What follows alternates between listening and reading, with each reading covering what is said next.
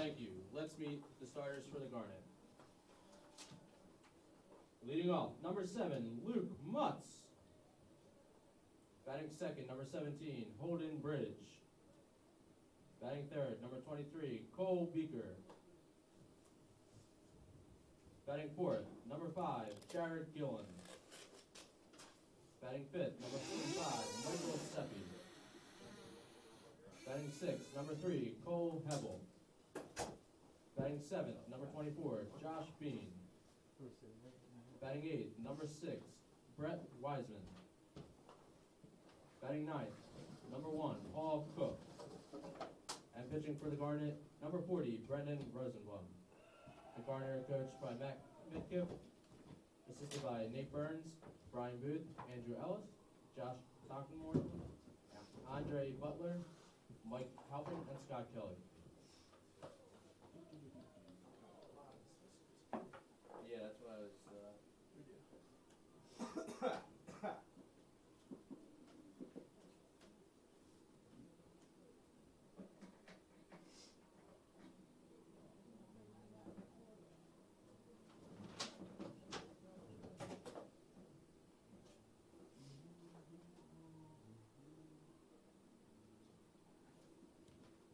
Using Enter Sandman? I think, yeah.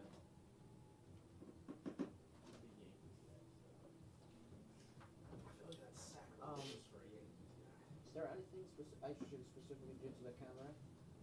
You're just gonna have to zoom in. You're gonna listen to Daya. He's gonna be in charge. Okay. So right now you should be fine like this. Uh-huh. Just make sure you follow the ball. Okay. And you have to do that. You're the only camera right now, so you're gonna have to do that the entire time. Okay.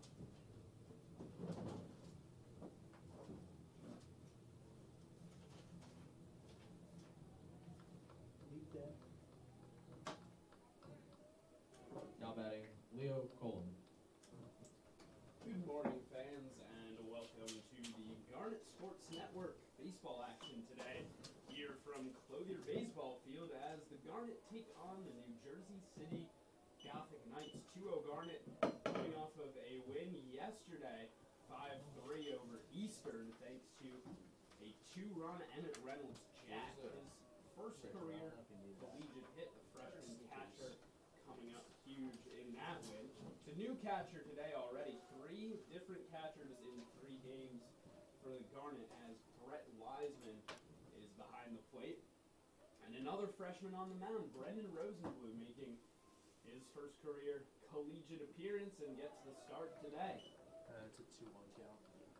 And hits the strike there to go 2-1 in the count. Facing off against Leo Colon, the left fielder. A little tight there as Colon has to spin away from it. He goes ahead 3-1.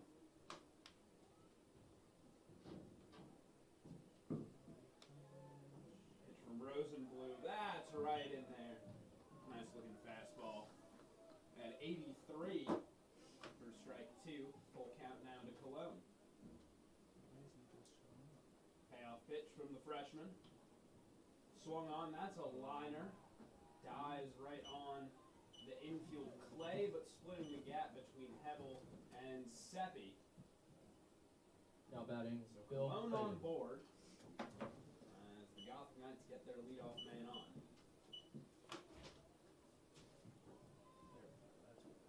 I'll bring up Bill Feehan, senior outfielder from Point Pleasant, New Jersey. Fire science major. Not something you see every day. Rosenblum leaves it outside for ball 1. Just make sure you keep the camera straight. You have to. So yeah, that's fine right there. Pitch from Rosenblum, little low. Feehan quickly ahead 3-2 in the count.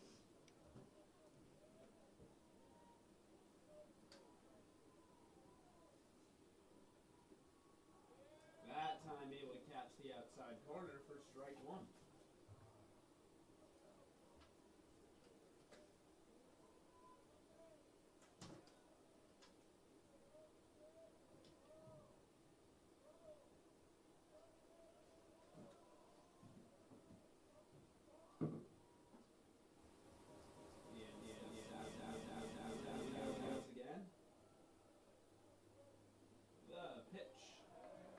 puts on the inside corner, evens up the count 2-2.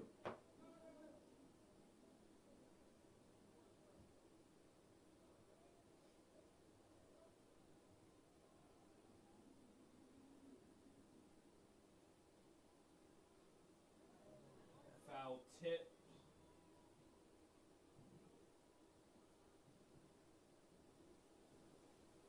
It's like the umpire might have caught a piece either of the bat of Feehan.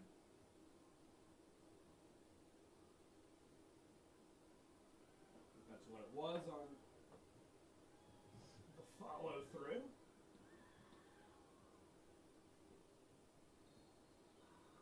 Wiseman out to the mound for a quick chat.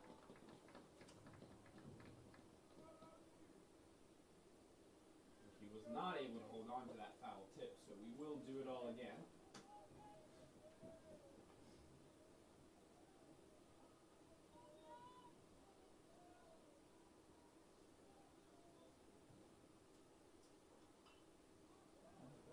Fouled off out towards the parking lot to our left.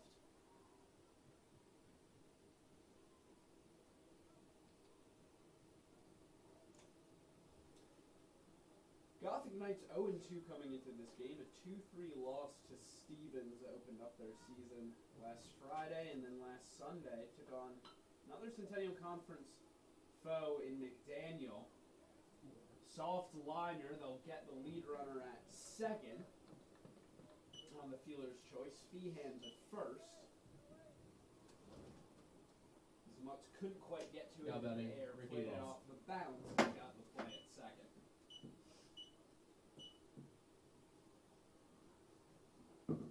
Brings up Ricky Voss, sophomore first baseman. Rosenblum delivers. That'll get by the glove of Beaker. Feehan off and running. He'll round second onto third. Mutz checks his throw, and New Jersey City has runners on the corners in the first inning. Now for the Knights, Juan Pena. Juan Pena, the cleanup man. Hey guys, audio's off. Oh, it is? I think Todd is working. It's super low. I don't know why. When it's low? Yeah, I mean it's working, Okay. but it's super low for some reason. First pitch to Pena. That's inside for ball one.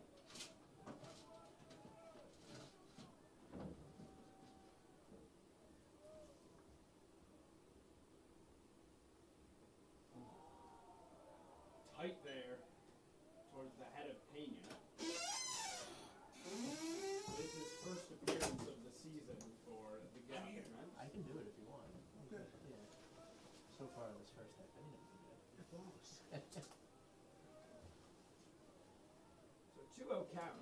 Cameraman today. Catches the corner for strike one. I know you got game administrative results. Rosenblum has had some struggle with his early pitches. Gotten himself into holes early. That time induces a swing and a miss from Pena.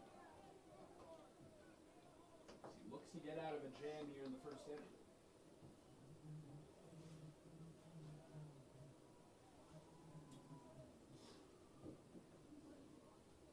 Rosenblum. It's in. The umpire.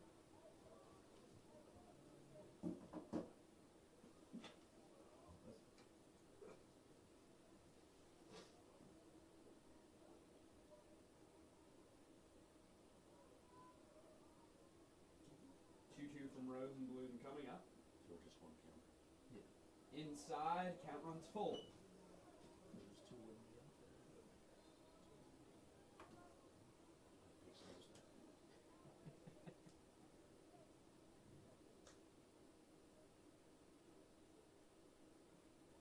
Payoff. Swing and a miss. Put him down. First K of the day for Rosenblum. Got him with that high Now batting. fastball. Brandon Rivera. Pena's nowhere close to it.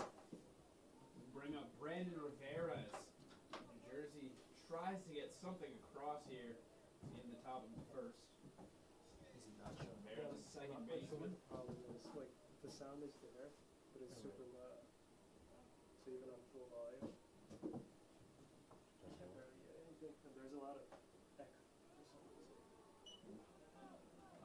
Gets away from Wiseman, and that Did you try to make sure that that was No, I mean, everything's like online. yeah, that's what I checked the wiring and You got a lot of echo, that might be a lot. yeah. So checking that going the wrong way. Rosenblum delivers a strike there. Count goes even 1-1. And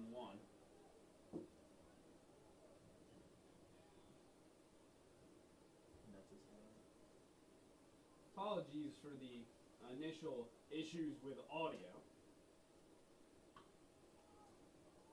Popped up.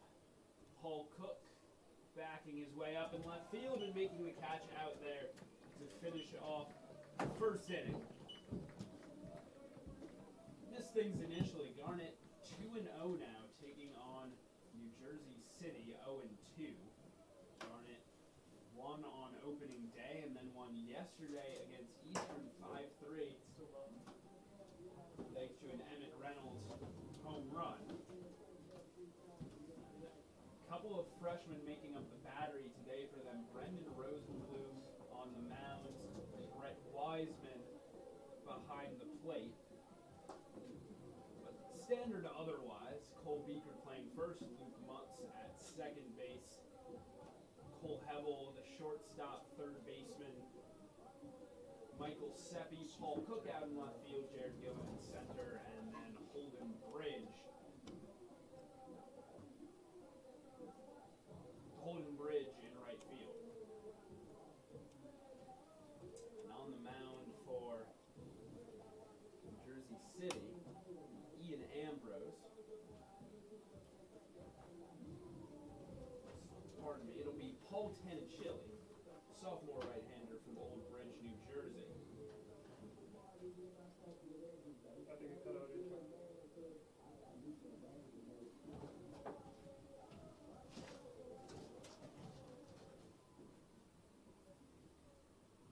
I was sure it was that. Tanichilli already one start this season with 4 2/3 innings last time out. Gave up 4 earned runs in the process out of 6 total. And with the high-powered offense of the Garnet, perhaps a chance to get to him early Yep, man, let's and get a big lead if possible. Luke Mutz will lead things off. Big threat on the base paths. They like to have Mutz and then Bridge 1-2 in the lineup, and if Mutz gets on, the hit and run, definitely an option for them.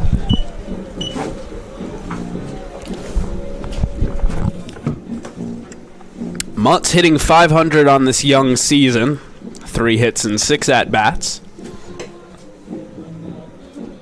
Now batting. Also walks a good deal.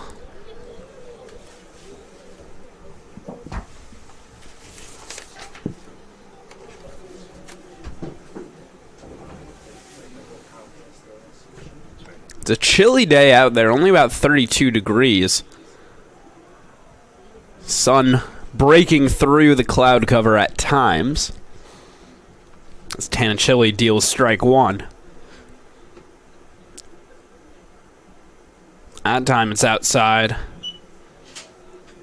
For ball 1, even count to Mutz. Soft throwing righty is Tanichilli.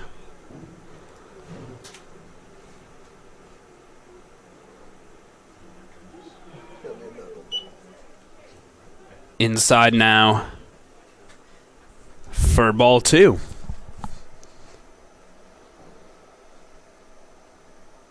Pitch to Mutz. Outside again for ball 3.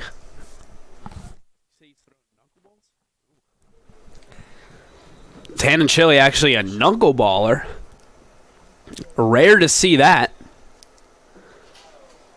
And he walks Mutz on 5 pitches. Didn't go with the knuckleball on the 4th one, but missed badly. Me too. Didn't see him moving down. And he's throwing about 52 right now with that knuckleball, and Now batting. didn't look like he was getting a ton of break on them, so potentially some good pitches to hit for the Garnet as Bridge comes up. That time able to drop for a strike.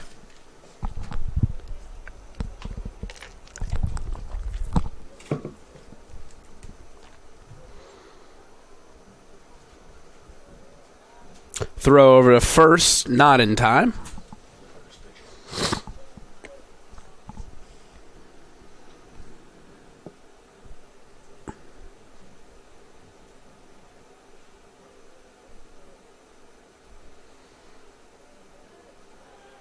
Another pick. Once again late. And very worried, I imagine a pitcher is anytime that, your Luke Mutzes, your Holden Bridges get on board. Guys that are really a threat to run. The pitch as Mutz does take off running, skied out towards left and making the catch right along the line.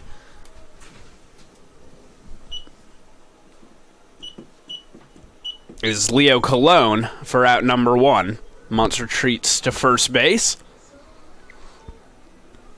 You can see he had already taken off running as Bridge was swinging there. Brings up Cole Beaker. Man who can do a lot of damage with his bat.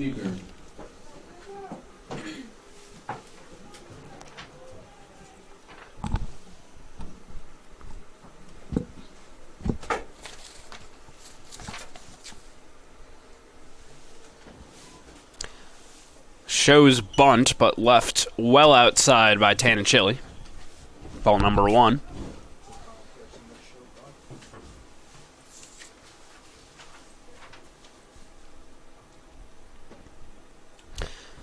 New Jersey City very shifted right now, as Mutz makes it down to second with Beaker again showing a bunt and takes ball 2.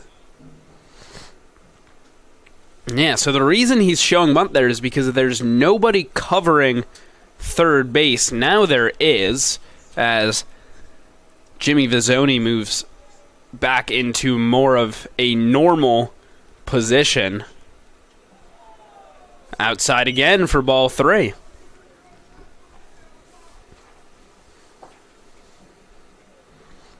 But also a big gap between the shortstop, who's almost playing up the middle right now, and the third baseman that Beaker might be able to take advantage of.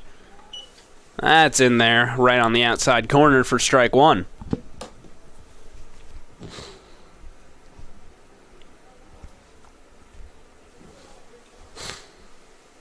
A man in scoring position for the Garnet.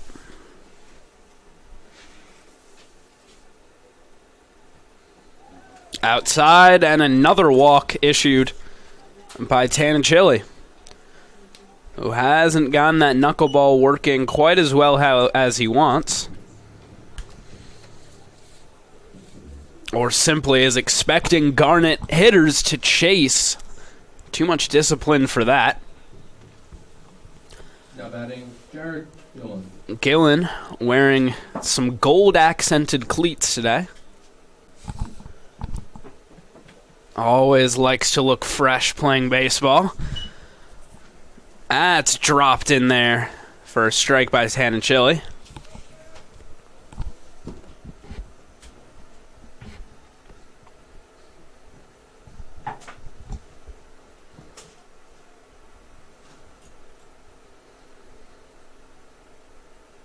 Behind Gillen that time.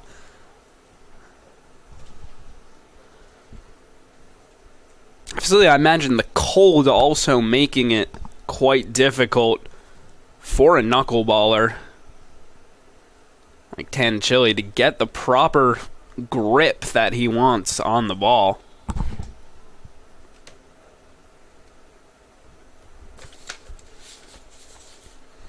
He deals, bounces away from the catcher, and both men for the Garnet advance. Mutz thought about going home there, but now retreats back to third.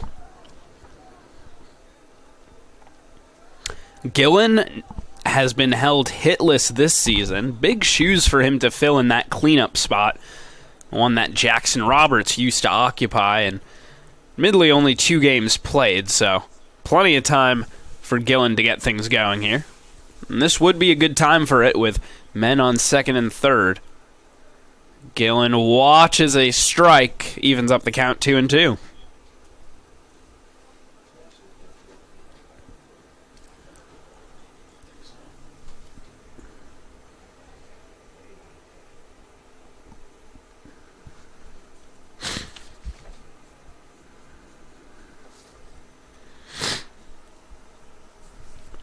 The pitch swung on and missed. Strike 3 as Gillen goes down. 10 Chili mixing it up that time. Seems to use or mix in at least the fastball on occasion. And that time he did it to great effect. Mike Seppi comes up next. 2 men out in the bottom of the first, but a couple of runners in scoring position still for him. Catches the outside corner, strike 1.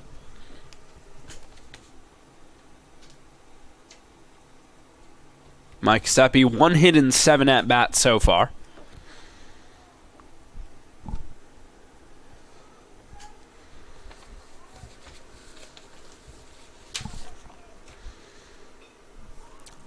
Skied out towards left.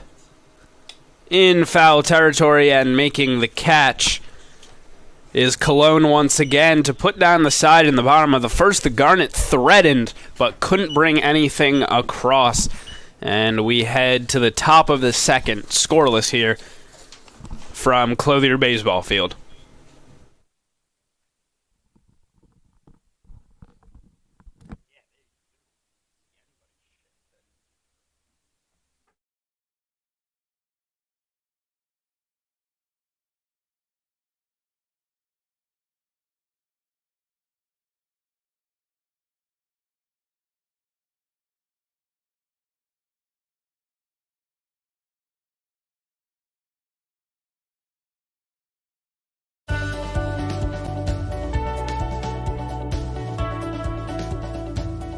I just wanted to get good grades and to do well. But it also made me realize that I have a lot of career goals. You're there to get a full college experience, not only participate in your sport, but participate in things outside of that. And it's all about growing as a person. My coaches have helped me with figuring out who I really am. Their lives are dedicated for us to succeed.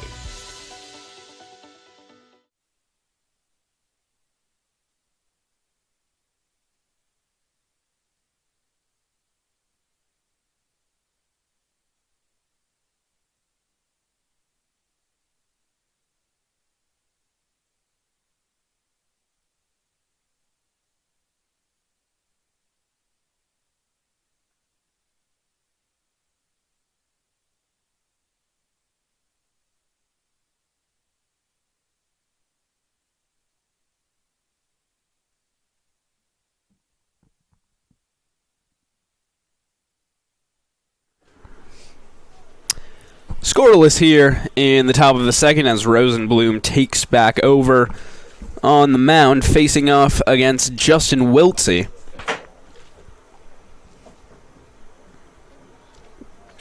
Count goes 1-1.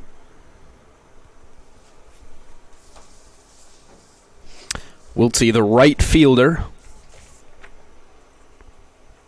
A freshman from Little Egg Harbor Township, New Jersey. That's on the ground. Hebel, the diving play, but can't get up in time to make the throw over to first. It was a great job getting over. Took a weird bounce right at the end there, but somehow was able to lead it into his glove.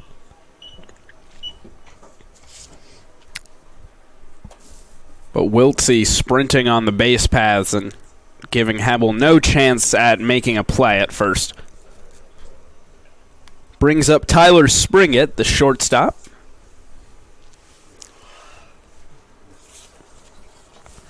from Trenton.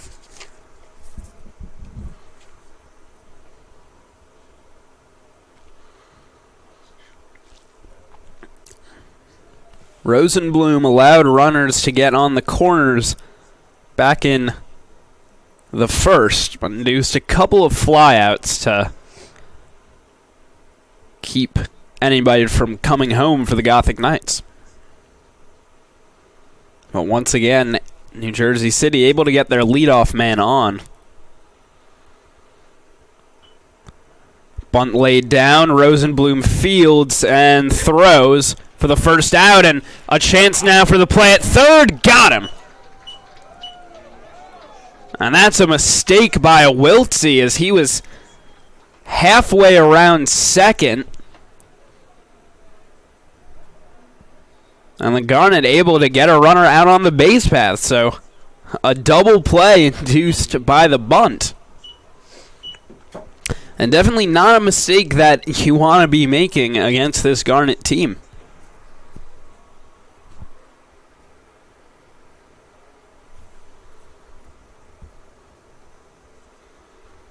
Jimmy Visani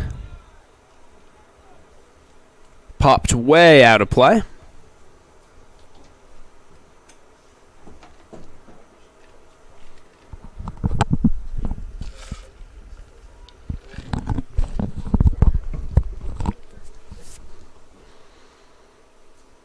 The pitch, little outside for ball number one, even count.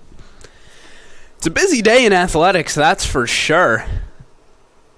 Centennial Conference tournament being played right here at Swarthmore College over in Tarble Pavilion next to us. Semifinals were last night as Johns Hopkins took care of business against Haverford, and then Swarthmore in an absolute nail-biter pulled out a 65-62 win over Muhlenberg as Seppi skies it on the throw over to Beaker. Could have been a routine ground out. Instead, Vizzoni will get over to second base. Now batting Luigi Luna. Luigi Luna, the catcher, up next. But the finals of the basketball tournament come tonight at 7 p.m. Hopkins versus Swarthmore. Matchup of top 10 nationally ranked teams. The Garnet's still number one in the nation and the only remaining undefeated team in all of NCAA all of NCAA men's basketball. I believe Tufts women's are still undefeated as well. Women's lacrosse action also going down right here against Widener. They lead 3-0 at the moment. And then men's lacrosse action as well. They're on the road up at Vassar. So a very busy day for the Department of Athletics here. Men's tennis beat Ursinus this morning. Men's tennis also taking on Ursinus this morning and getting the win there. As Rosenblum misses for ball one.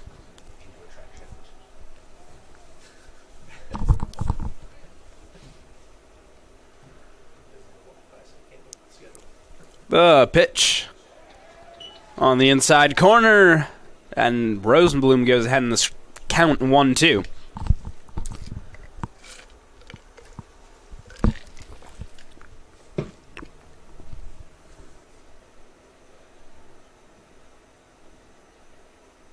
Looks in. Wind starting to pick up a little bit down there.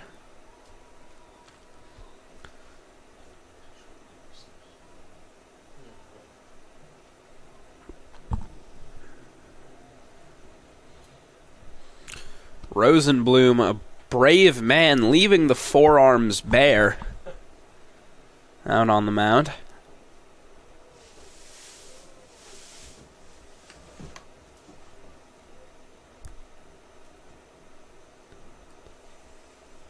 Checks on the runner, now throws. Well outside. Count evens up 2-2. 2 balls, 2 strikes, 2 men out. Top of the second. As Rosenblum tries to finish things off.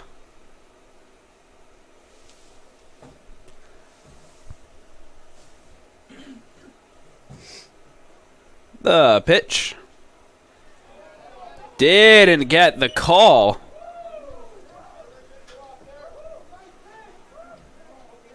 A beautiful looking pitch there from Rosenblum, but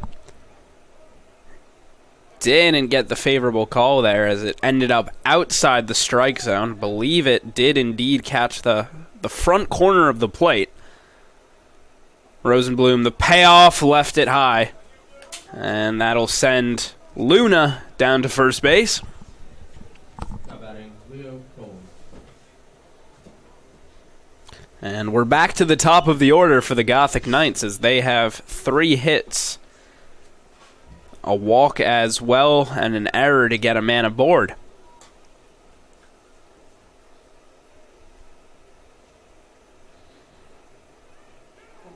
Rosenblum leaves it way upstairs.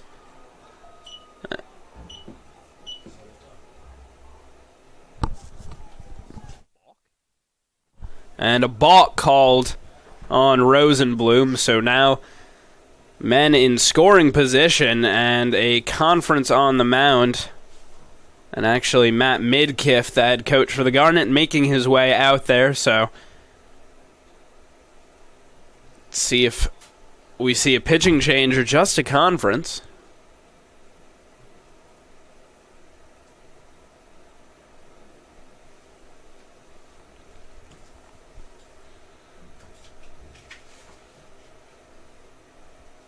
And Rosenblum will stay out there, so just discussion, get the defense set, all that with 2 outs and men on second and third. New Jersey City trying to break through once again here in the second inning.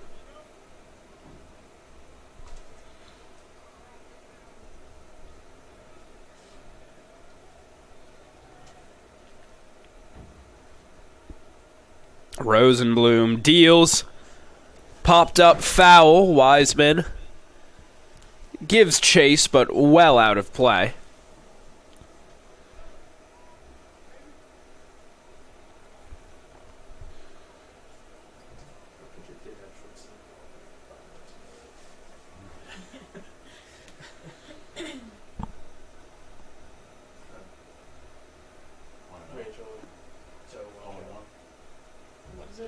Count 0-1.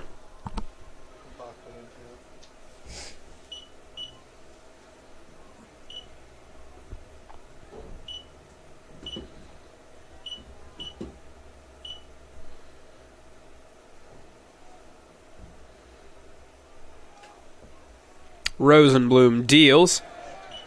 Beautiful looking pitch there. Breaking in for strike 2. And Cologne down in the count.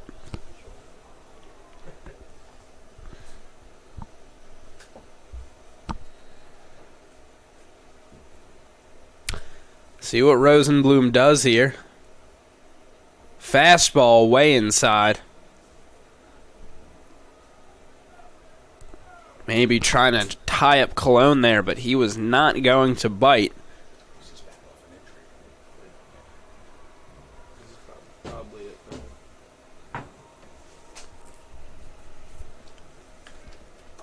Count 1-2. It's Rosenblum trying to keep the Gothic Knights off the board here, get out of trouble again. Good block by Wiseman. Evened up 2-2.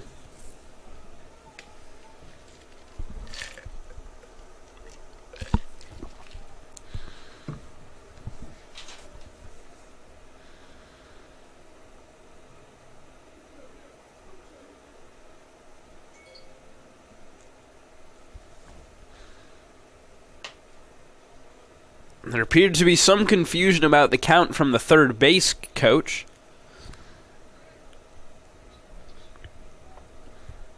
It is indeed 2-2. Rosenblum, the pitch. Swung on off the end of the bat. Gillen, easy catch for him out in center field. And the Garnet able to get out of trouble again. We remain scoreless as we head to the bottom of the second.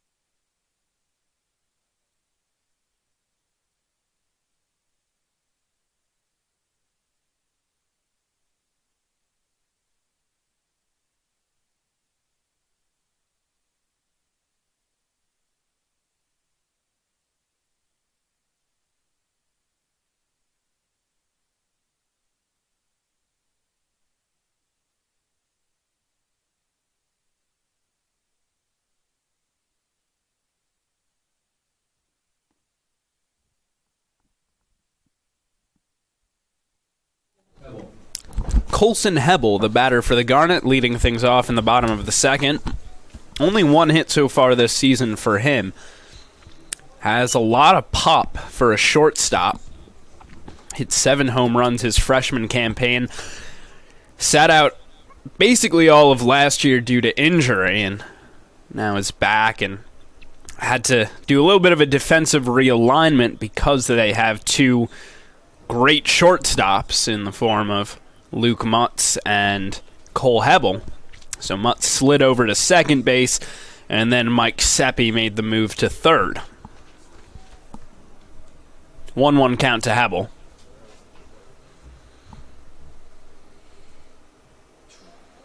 Checks his swing, appeal down to first, and the umpire says no swing.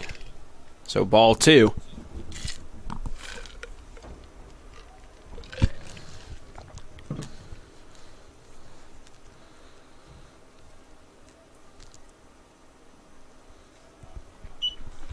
Tenchili leaves it outside once again. And Hebel ahead in the count 3-1. He dealt 2 walks in the bottom of the first, and 1 pitch away from doing the same here. That time uses the fastball. Looks like Hebel thought it was outside, but just caught the front corner of the plate. Tenchili, low arm slot on that fastball. Uses it again, that time walks Hebel. It's a little bit deceptive because it has a lot of lateral motion due to his arm slot. And guys just thinking it's going to be outside and just catches the front door. Now batting Josh Bean. Josh Bean, hitter for the Garnet, was their lone run in their first game of the season thanks to an interference call at third base, allowing him to score from second on a steal.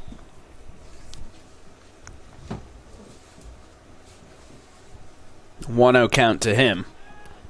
And now they throw down to first. Hebel back in time.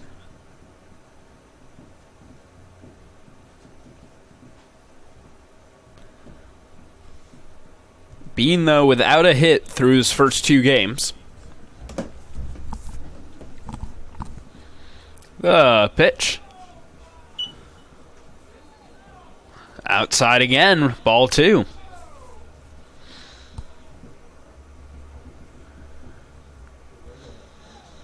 Tenchili just hasn't been challenging these hitters for the Garnet.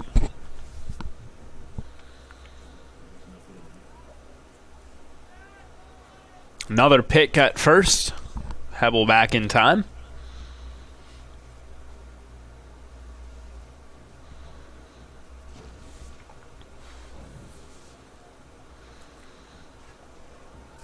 Tenchili. Got him. That time Hebel just drifted off the bag. And Tenchili, sneaky move, wipes out the base runner for the Garnet.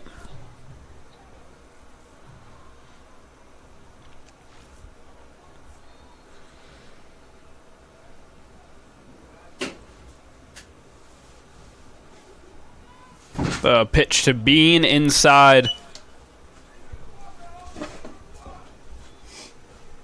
Ball 3. He's pinch hitting for Brett. George Briggs on deck right now. He will be pinch hitting for Brett Wiseman, so that'll be the last we see of him catching. See who they go to after that. 3-1 to Bean, swung on, in and out of the glove of the first baseman, Josh Bean, down the line, but he was caught. As a good recovery from Ricky Voss. After that hard grounder skipped out of his glove, Bean made it tough, but flip over to Tenchili for the out.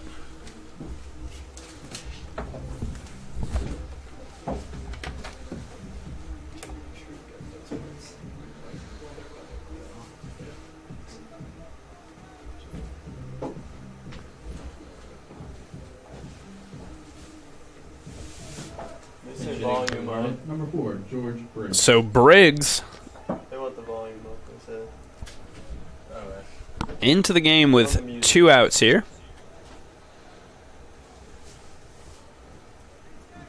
Appeared in 12 games last season, hit 182 with a 581 OPS. Popped up. Luna underneath for out number 3, and Tanachili puts them down in the bottom of the 2nd. We head to the top of the 3rd, and it will be Drew McMahon taking the mound for the Garnet. And the new catcher, Sam Jacobson, into the game.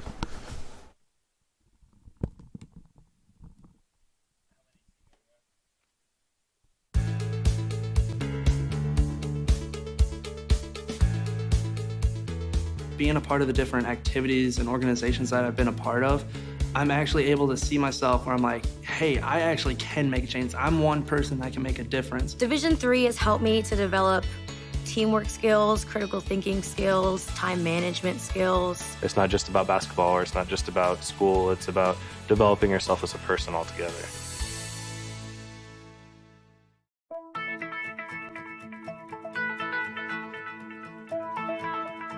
College has given me the flexibility to pursue my passions and my interests, and I've recreated my identity for myself aside from just being an athlete. My greatest personal discovery has been that I am capable of doing things that I didn't know I was capable of doing. To be able to study what I wanted to and continue to play the sport I love, all of those things came together very nicely in one package in Division III.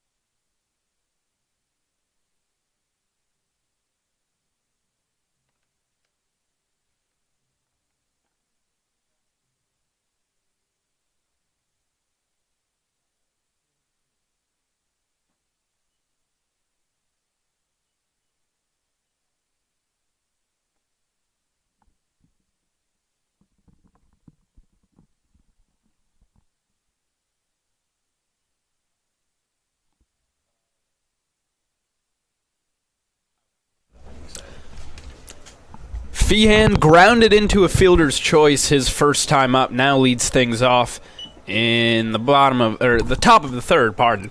Drew McMahon pitching for the Garnet, sophomore flamethrower. Believe he touched 90 with his fastball last year. It's fouled off by Feehan for strike 2. Definitely struggled with his command at times.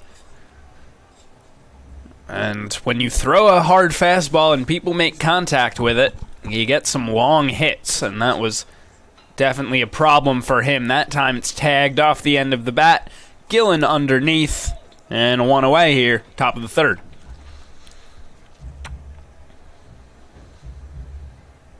Now batting, Ricky Voss.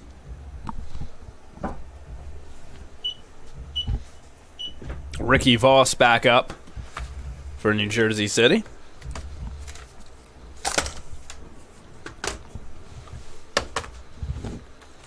McMahon leaves that breaking ball outside for ball 1.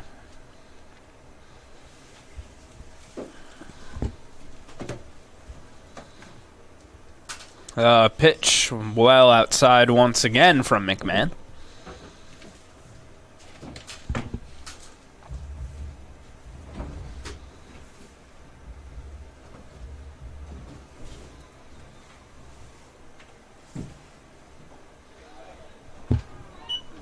Finds the zone that time. Count goes 2-1.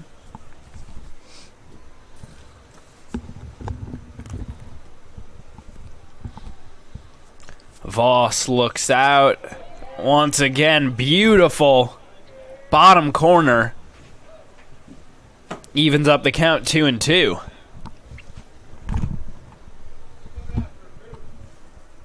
An 87 on that one. Swing and a miss. And Jacobson held on to it for strike 3.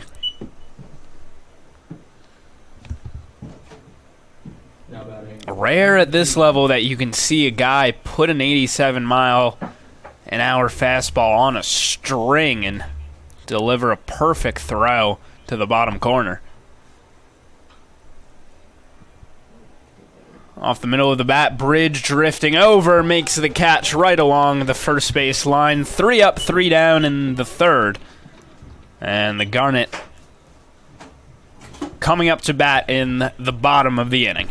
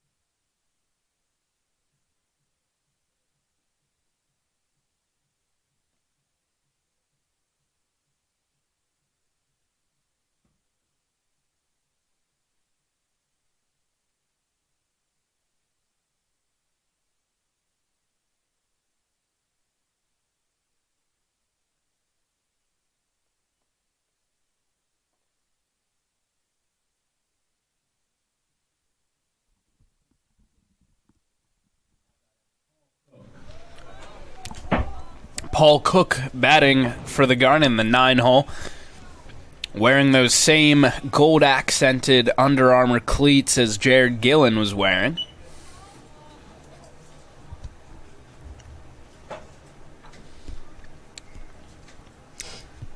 Outside for ball 1.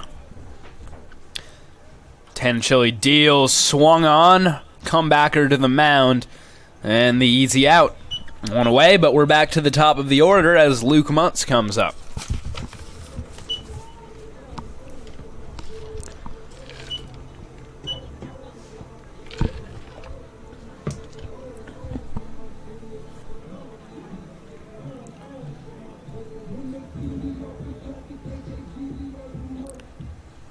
Now batting Luke Muntz. Muntz walked his first time up. Now a bunt up the line, but foul.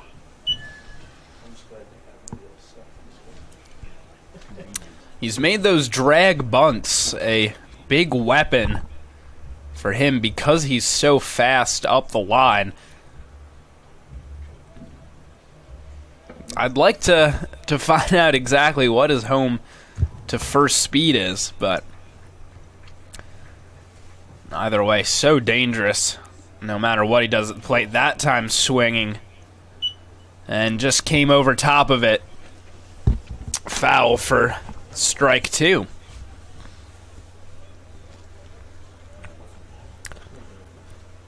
So an 0-2 count to Muntz, and we'll see if Tanachili maybe uses that fastball here.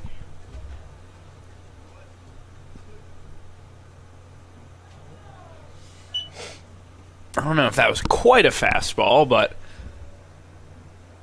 not the same knuckle for sure. Count 1 and 2.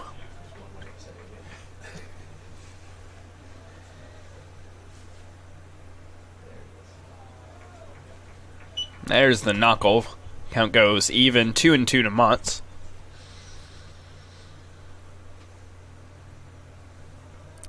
So he wants nothing to do with those pitches.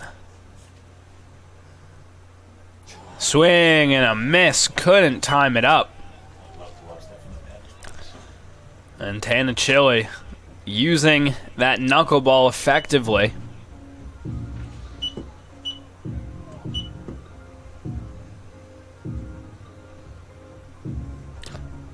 Holden Bridge Holden Bridge. flew out to left in the first inning. Shows bunt that time.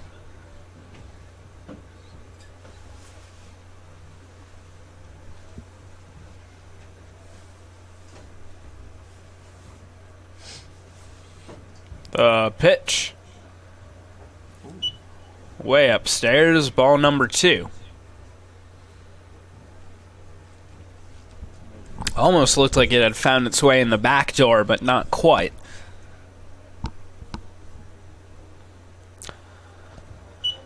That time using the fastball, a little bit of change of pace. 2-1 count.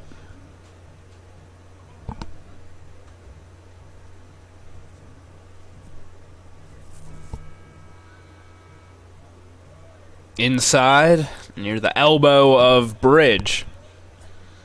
And he's up 3-1.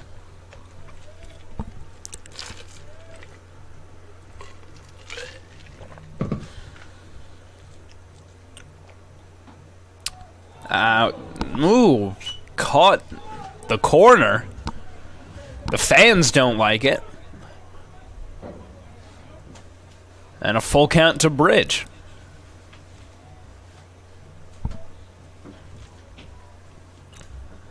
Tagged off the end of his bat once again. Cologne underneath to make the out. And the Garnet go down in order in the third. We'll be right back.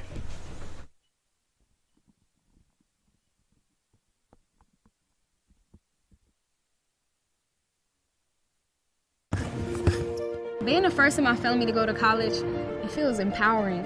College is not a 4-year plan. With a degree, you're able to set yourself up for the next 40 years of your life. My coaches made sure that the student comes first because not everyone's going to become a professional athlete. They know what it means to be successful off the court. Academics is the most important factor. The athletic scholarship has opened so many doors to me. I'm excited to see what my future holds.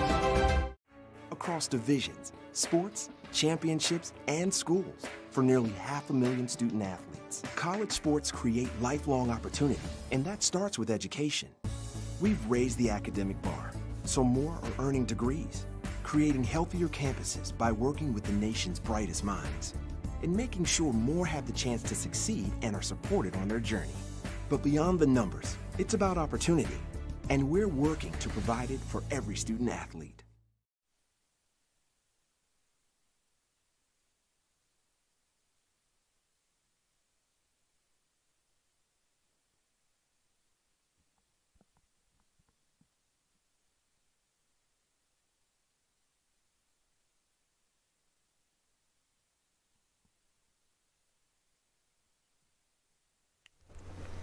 Brendan Rivera back up for the Gothic Knights as McMahon misses low inside with his first pitch.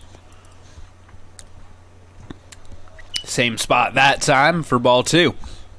Wasn't often that you saw him go more than an inning last season, but made pretty quick work in the top of the third, so he's back out there for the fourth, but missing with all 3 of his fastballs low and inside. As Rivera refusing to bite on any of those. Walked him on 4 pitches.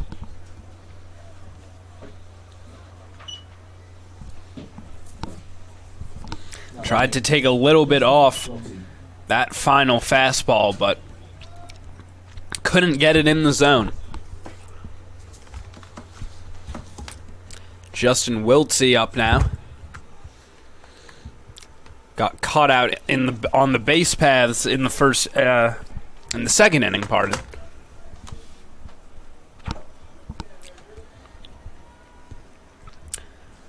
So McMahon 5 straight balls. Taking off running. And safely in is Rivera.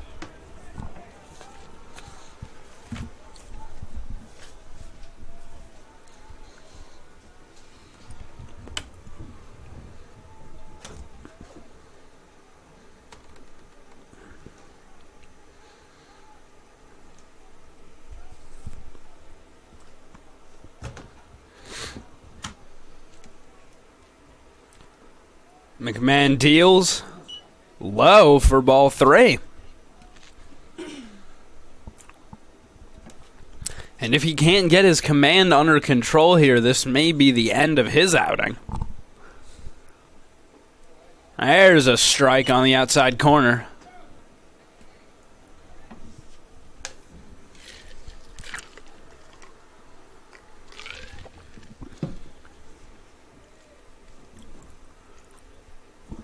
Another pitch fouled off over the netting, and McMahon able to even up the count goes full, 3-2.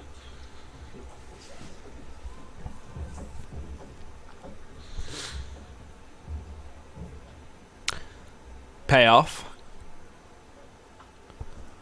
Tagged foul. Perhaps interfering with the lacrosse game down to our right. As it is 5-4 there as the second half about to start.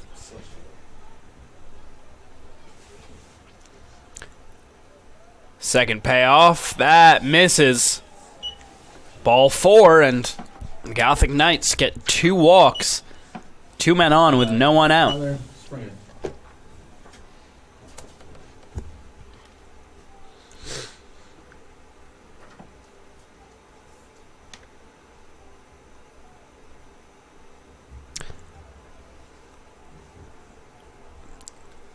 Full infield making its way in for discussion out on the mound.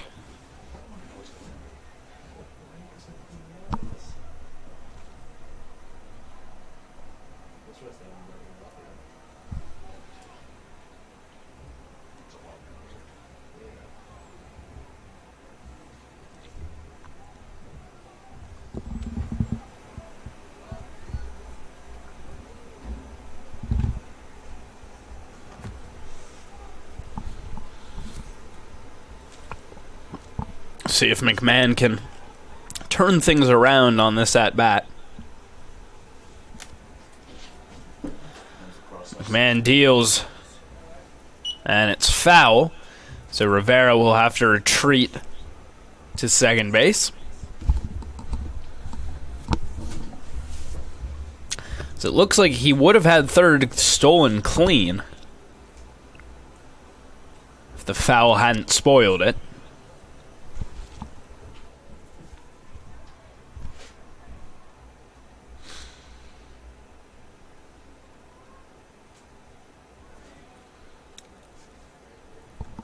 Bunted foul, strike number 2 to spring it.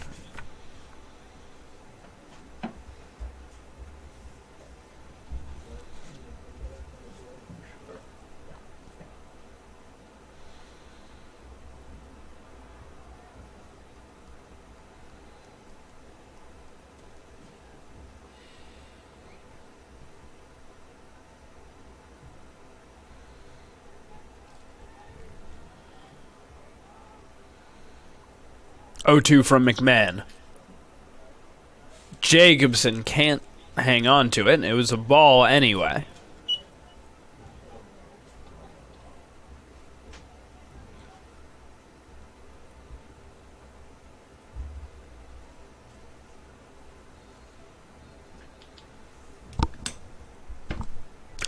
One, two, runners take off again, throw down to second. Safe! The throw beat him. It just was a little high for Hebel, who had to jump and then get down. And couldn't apply the tag to Justin Wiltsey.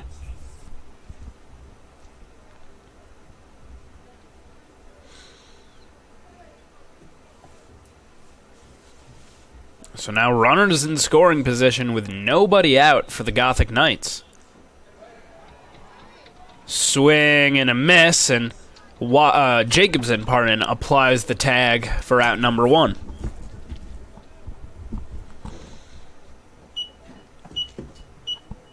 Now batting, Jimmy Vizzani. Brings up Jimmy Vizzani, the third baseman.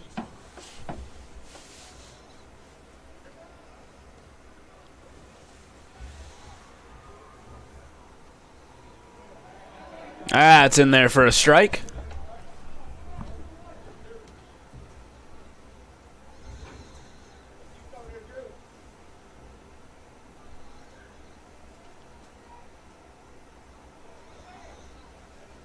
Good block by Jacobson. Stop that from getting between his legs.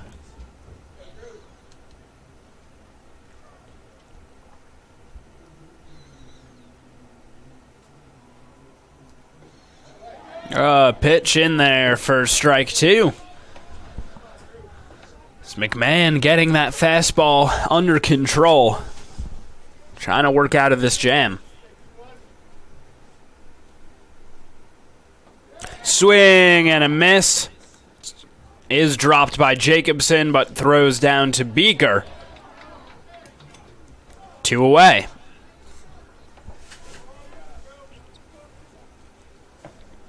And now Luigi Luna. Now batting Luigi Luna. The catcher trying to bring someone across here. New Jersey City have threatened in every inning other than the third. Haven't been able to bring anybody across yet. That's good get away from Jacobson, so a run will come in. As Rivera makes it home, Wiltsey gets down to third.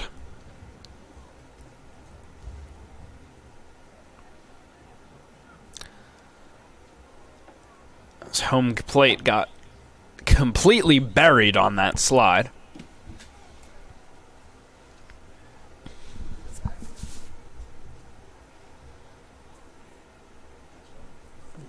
And the fresh chalk lines no longer apparent.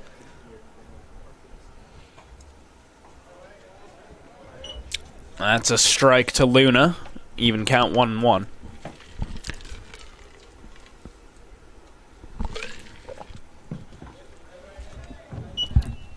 Swing and a miss there.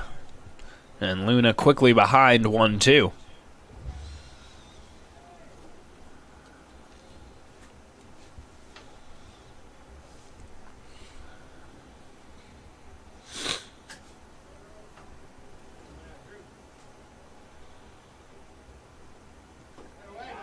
Strike 3. McMahon puts him down, avoids too much damage, but a wild pitch brings home Brendan Rivera, and New Jersey City, the first score of the game, 1-0 they lead. We head to the bottom of the fourth.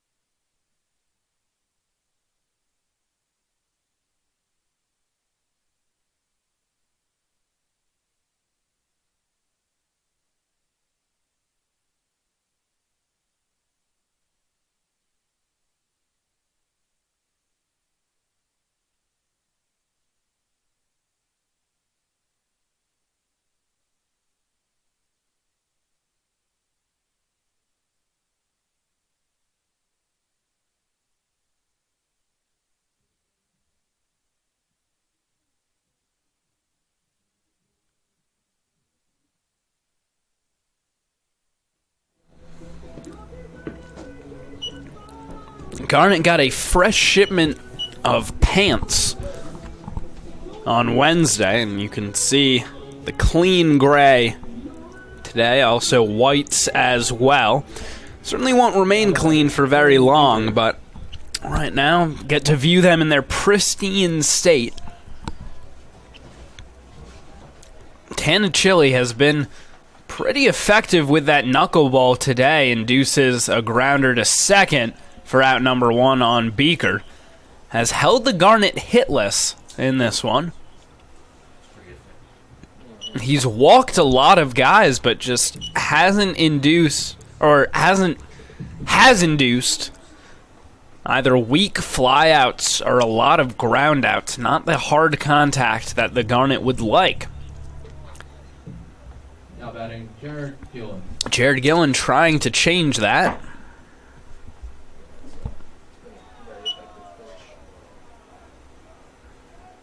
Misses with that knuckleball outside for ball 1.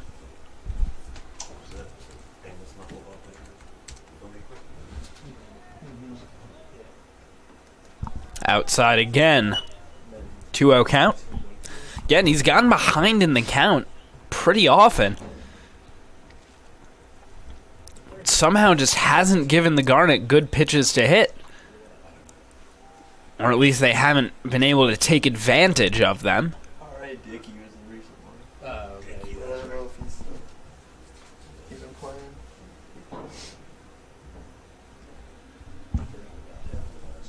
Who'd you say?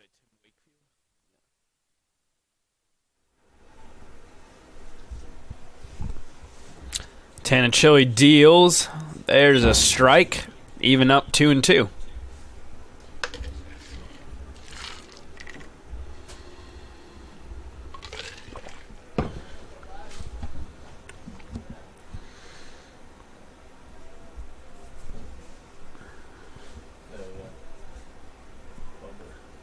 Gillen reaching out for that one, fouled way out of play.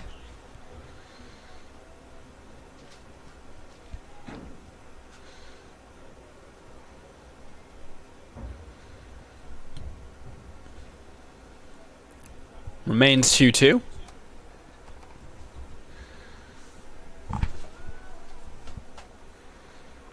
The pitch swung on by Gillen, chopper to third. Vizzoni fields and throws 2 away.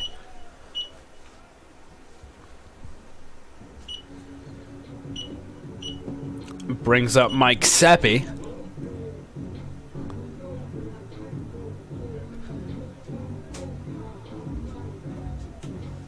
We've struck out his first time up. Now batting, Mike Seppi. Quick update from the women's lacrosse game. Garnet leads 7-5 with 10 minutes gone in the second half.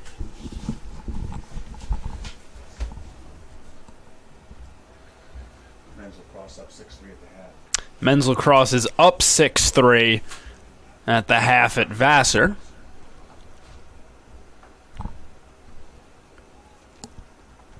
A 1 from Chili leaves it high.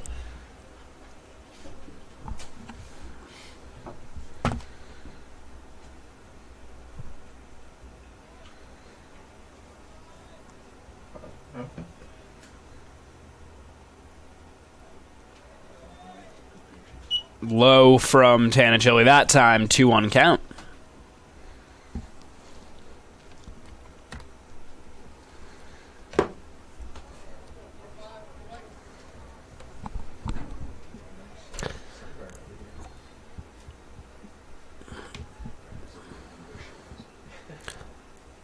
Shows bunt and fouls it off. 2 balls, 2 strikes, 2 outs. Seppi tries to keep this inning alive.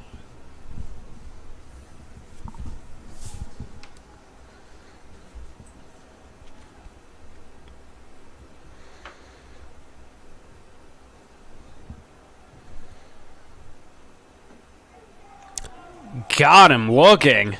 Strike 3 on the outside corner, and they go down in order once again in the bottom of the 4th. New Jersey City up 1-0. We step away.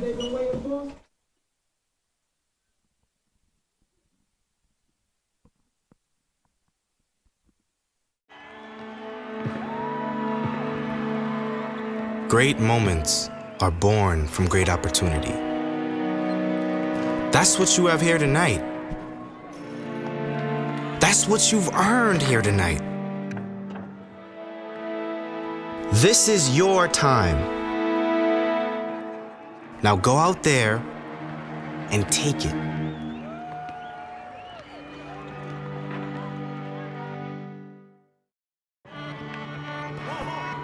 I coined my definition of success in 1934.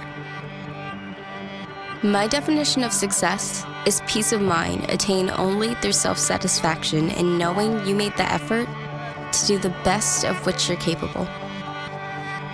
It's like reputation and character. Reputation is what others perceive you to be. Character is what you are.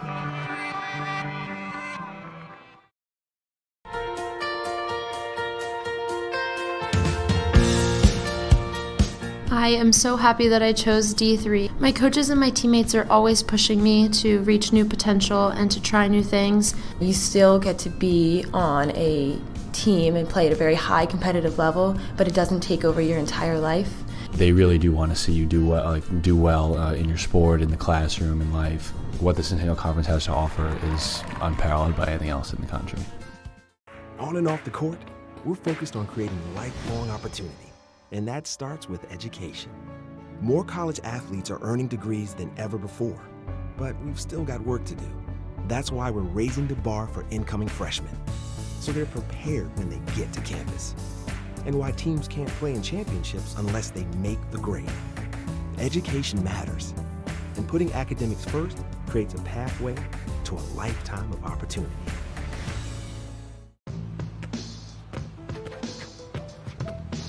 It's not about where you were born. It's not about your gender or the color of your skin, or whether you're rich, poor, or in the middle. No matter what you play, if you have the skill and drive to succeed in school and in sports, we'll provide the opportunity.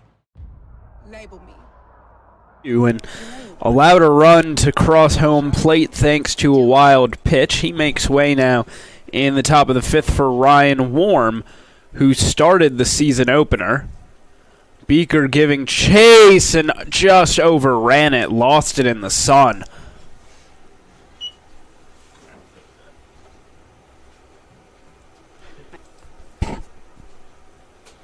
Warm went 3 innings in his debut. Gave up 1 hit. So he's ahead in the count 1-2 now.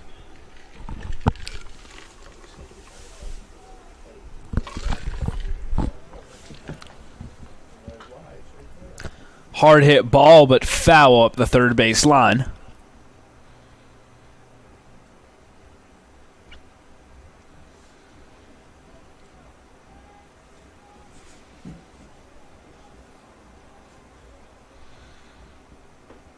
Swing and a miss. Doesn't rely on his fastball very often, but that time used it to put away Leo Colon. So New Jersey City makes their third way through the order. I should say makes their way through the order the third time. And that'll hit Feehan on the elbow as he jogs down to first base. So a man on now. Now batting, Ricky Ross.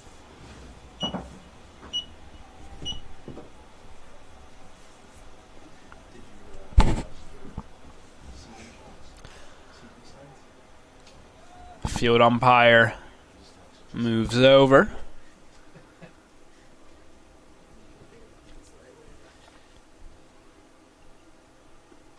Warm deals. That's going to get away from Jacobson.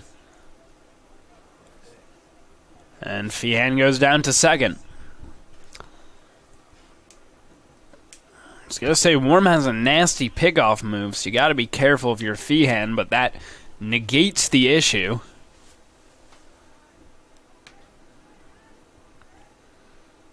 At least you don't see guys get picked at second very often.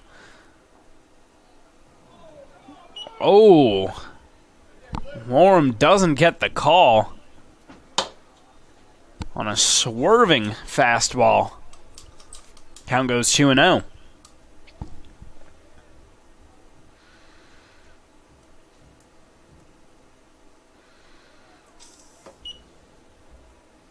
There it is again, and missing again. 3-0 count to Voss.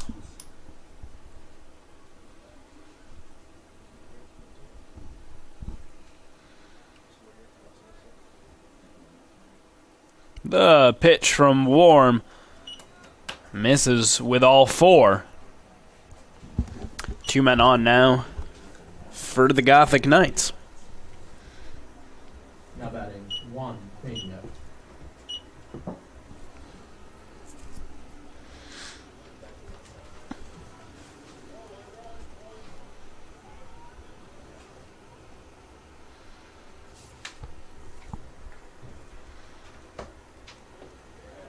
Another fastball from Warm in there for strike one.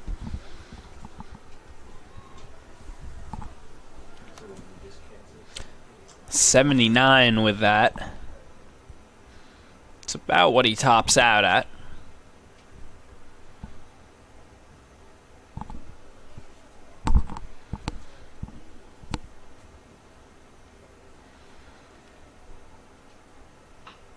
Hard hit ball to third. Seppi takes it, loses it on the transfer.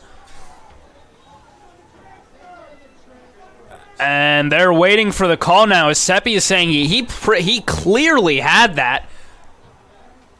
And Midkiff out now for a discussion. Seppi clearly made the run over, or he secured the ball, ran over to third, and then in trying to transfer it out of the pocket, lost the handle.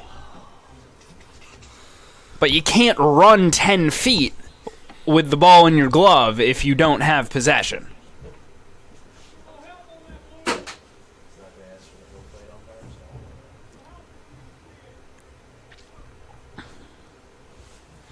And Midkiff asking that the referee, or the umpires, pardon, now discuss it.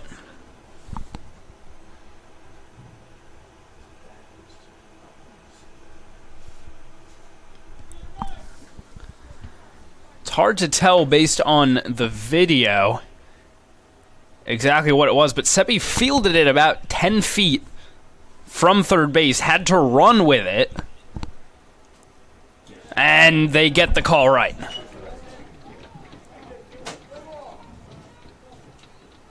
And that is the right call. Now the third base coach for New Jersey City unhappy about it.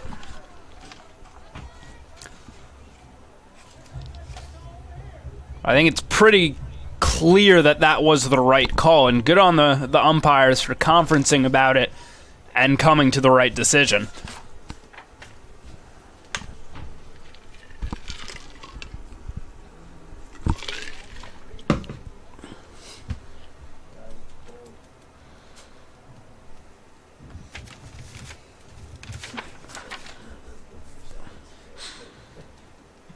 Third base coach, who I'm assuming is manager Jerry Smith, giving the umpires a piece of his mind for a bit there, but finally returns to his spot out at third.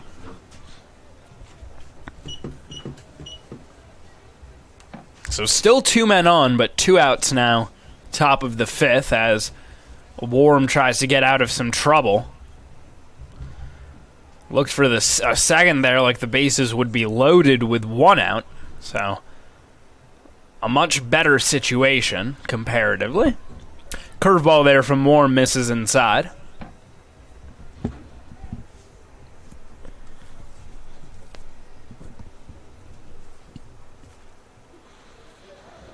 There's a strike from him.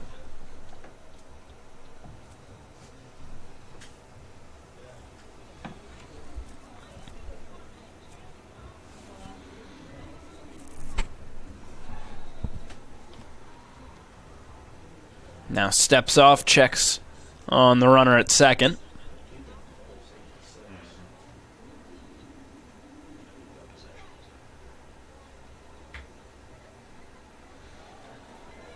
Jacobson, good job on the cover.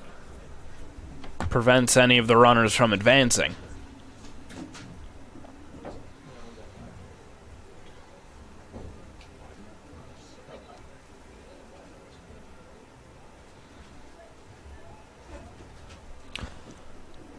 Warm deals, fouled back to the screen.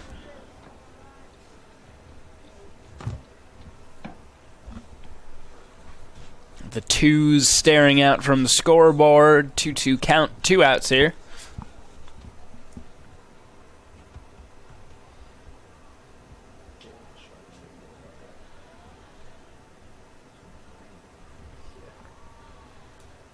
Warm comes set, now deals, swing and a miss. First strike 3, gets out of trouble in the top of the 5th. And we head to the break. New Jersey City still up 1-0.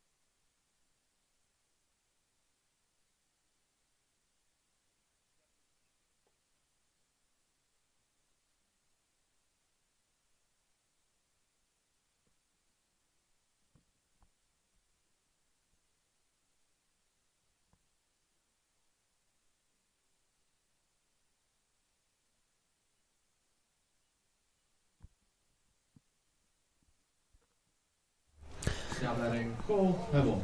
Colson leading things off in the bottom of the 5th as the Garnets still have been held hitless thanks to the knuckleballing efforts of Paul Tanichilli. Misses, though, with his first pitch to Hebel. That's a strike. It's dropped by Luna, but...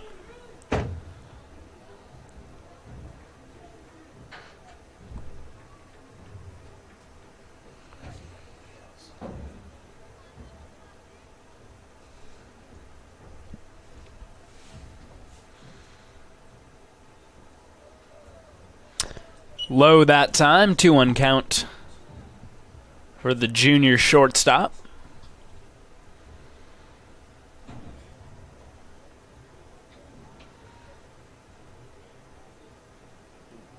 Took a big hack at that one.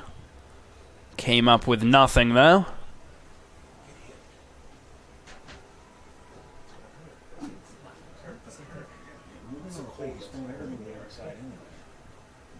Even count, 2-2. Pitch. Misses inside. And it runs full.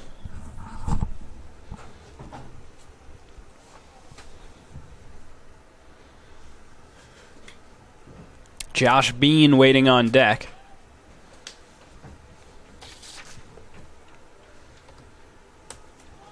Swing and a miss from Hebel. He goes down.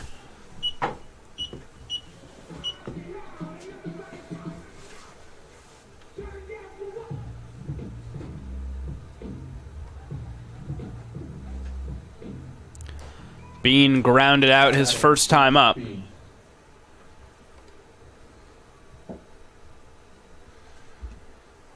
Watches a strike.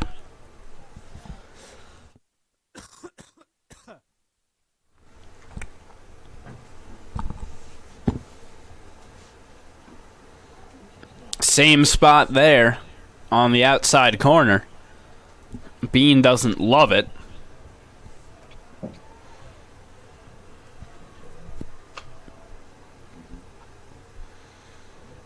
Time granted.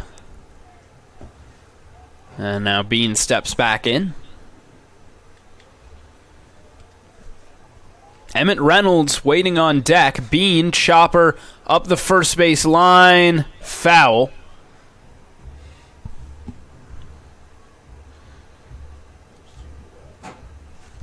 It was fair most of the way up the line and then just took a bounce right on it at the end and went wide.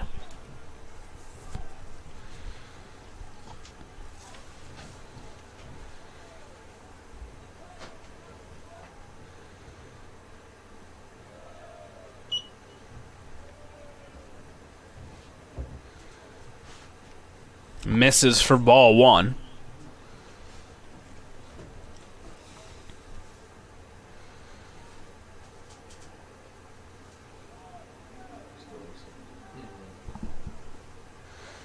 The pitch ripped.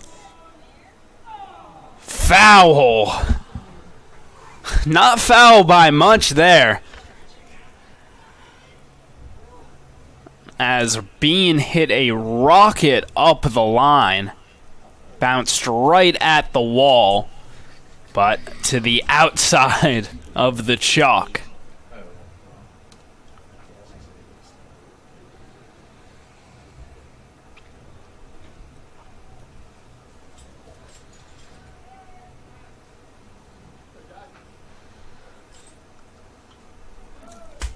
Time popped foul.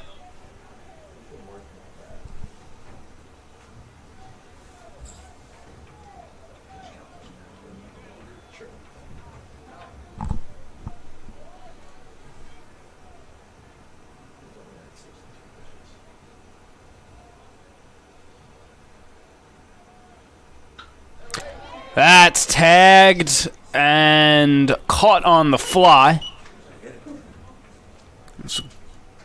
Good exit velocity there from Bean, but just a rope right at the right fielder.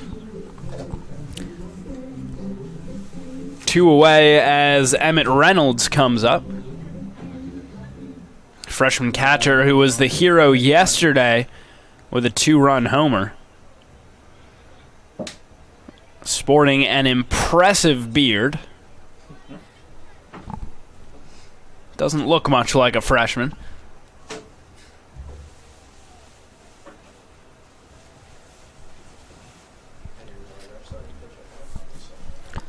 From Baltimore, Maryland.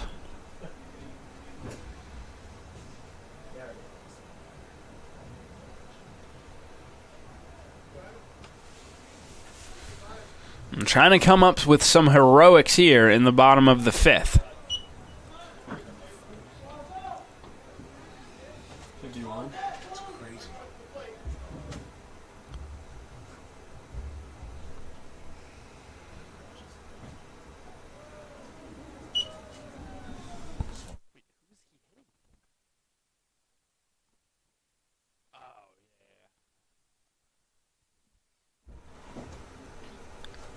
Reynolds, that'll drop in the outfield grass for the Garnet's first hit of the day. As the throw into no man's land, and Reynolds is going to get down to second.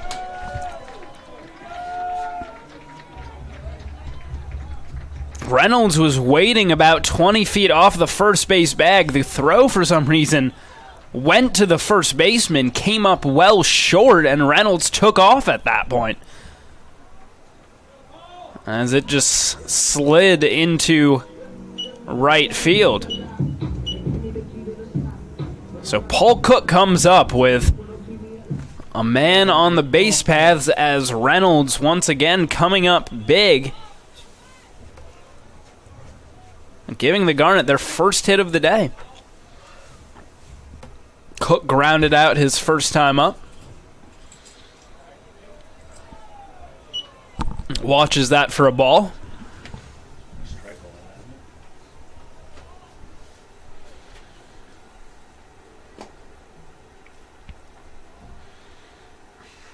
The pitch. That's in there for strike one.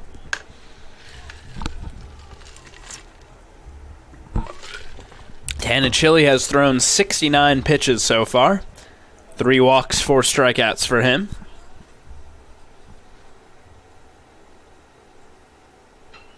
Cook, that's a hard hit ball into right field. Reynolds being waved around. And he will come home to score. We have a tie game thanks to an RBI single from Paul Cook. Found the 3-4 gap. And Emmett Reynolds scores from first base. And we're back to the top of the order now with Luke Mutz coming up to bat.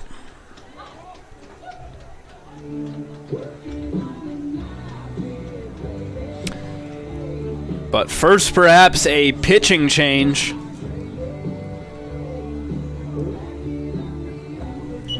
Actually, does not appear to be it. Just a conference on the mound.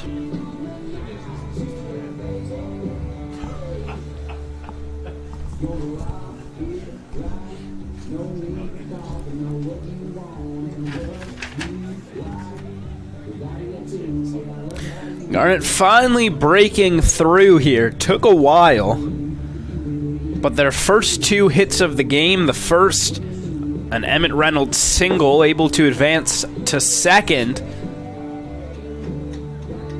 And then Paul Cook finding the gap with a hard hit ground ball. And the Garnet breaking through. Still only tied though, but Luke Mutz in the top of the order trying to change that for the Garnet.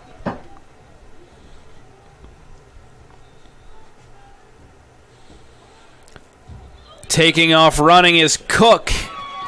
Easily safe into second.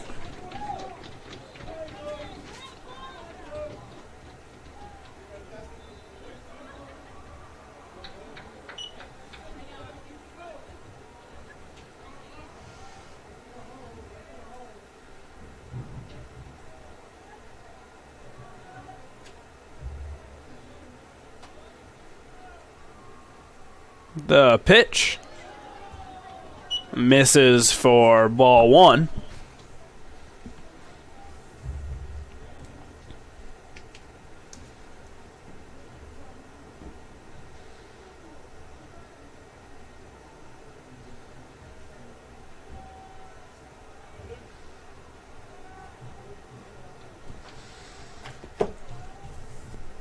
Tanichili waits. Now gets his pitch, that's inside, 2-1.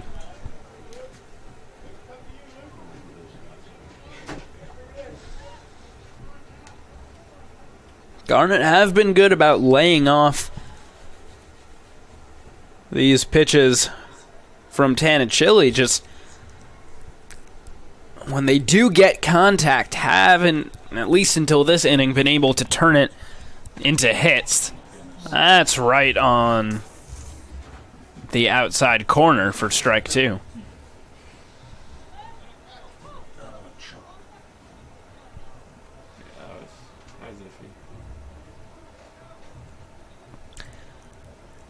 A little bit of a questionable call there from the umpire.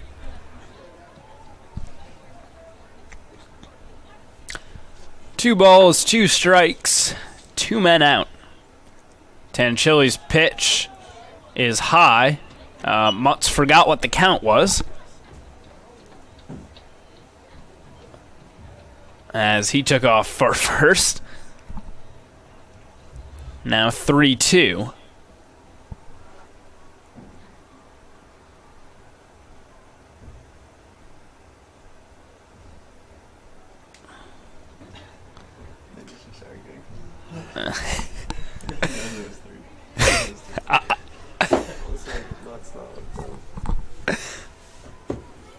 Coach Midkiff just arguing a little bit for the sake of it.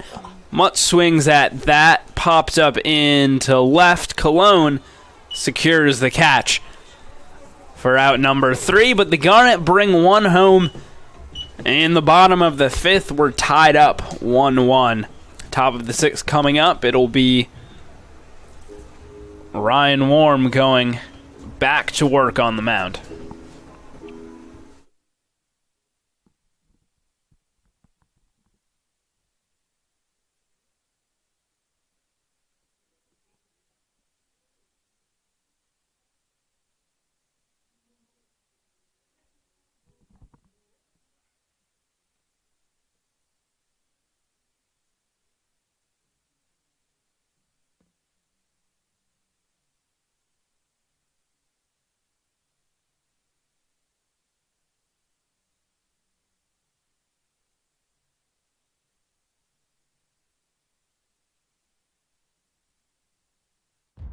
Label me.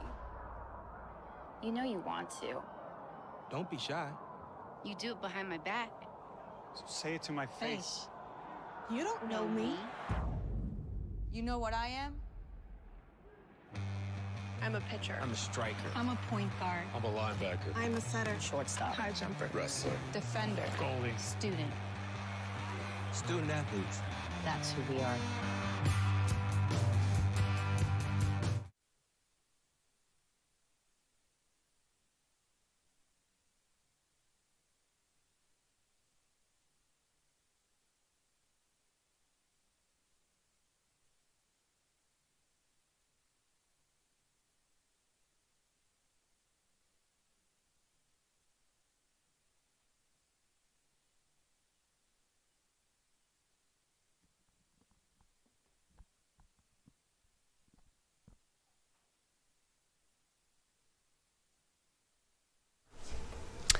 Justin Wiltsey leading off in the top of the 6th. And swinging at the first pitch he sees, popped up. And Gillen calls off Bridge to make the catch in right center.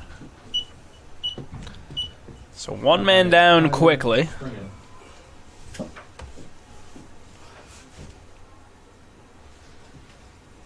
Warm 2 strikeouts and a walk so far today in an inning and a third of work. He's not generally a big swing and a miss kind of guy, but Gothic Knights have just been struggling to make contact once again as Springett comes up with air on back-to-back pitches.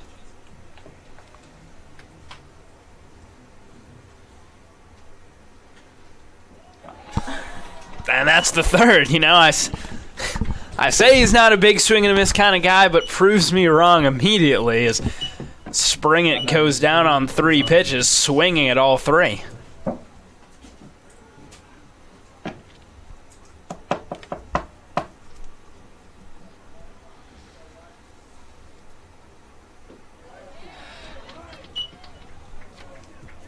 First pitch in there for a strike to Vizzoni.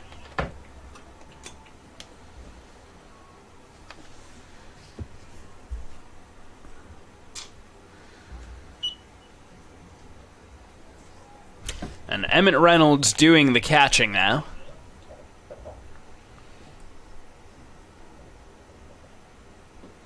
Swing and a miss. 1-2 count.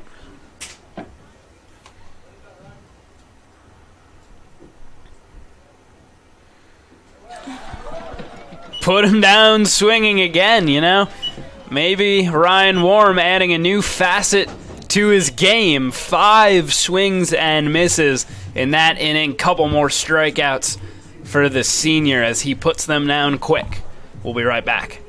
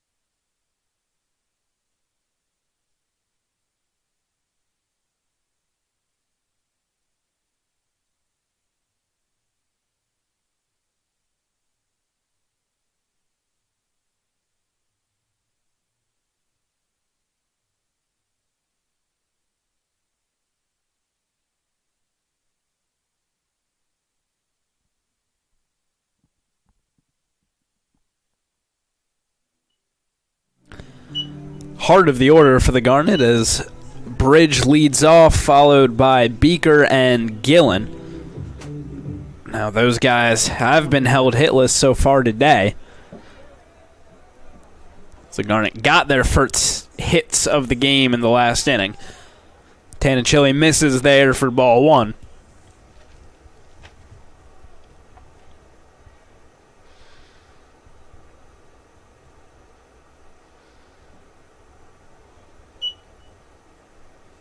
That'll find the zone for a strike.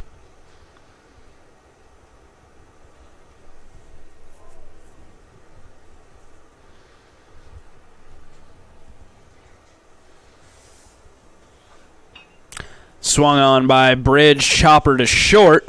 The throw in time as one man down in the bottom of the sixth.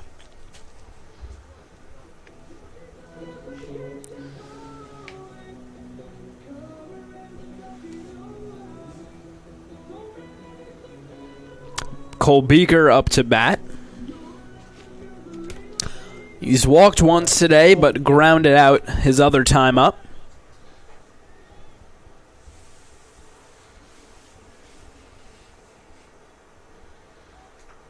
That'll drop in for a strike.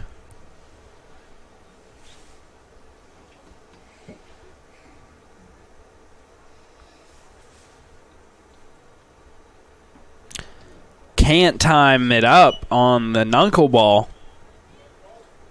Strike two.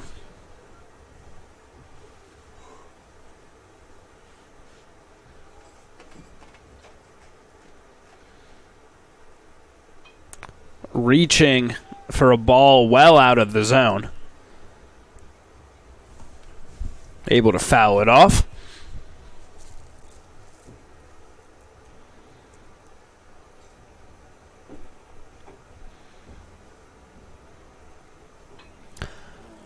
Swing at that there. That's going to carry a long way. See you later.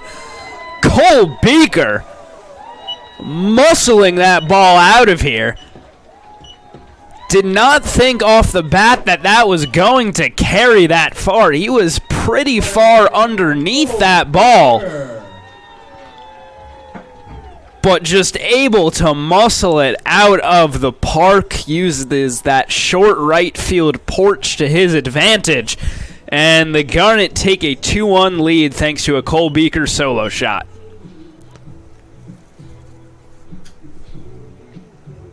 As perhaps they have started to find a way to get after Tanachili.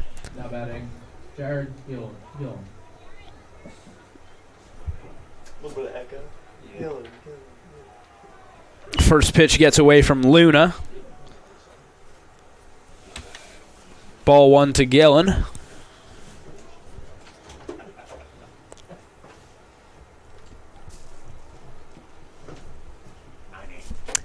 And update from women's lacrosse. They have won 9-8 in a close one over Widener in their first game of the season. Men's lacrosse also up 11-5 right now in the fourth quarter up at Vassar. Tanachili deals, leaves it high, and Gillen way ahead 3-0.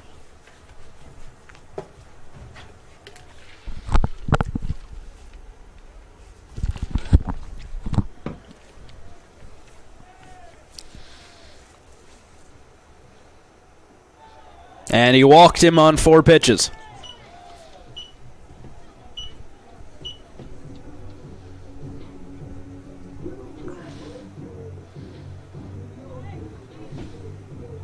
Mike Seppi coming up to bat. Struck out once today, flew out the other time.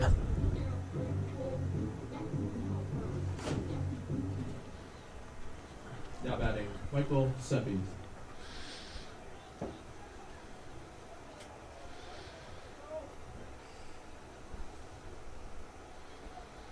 Gillen on the run into second safely. Bounced out of the glove of Springett anyway.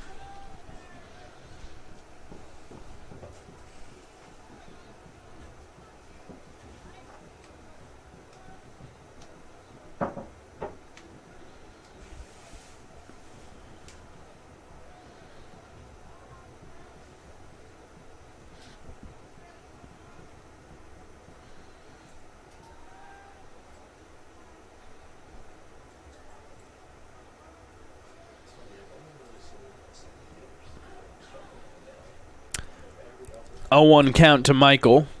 Left well outside.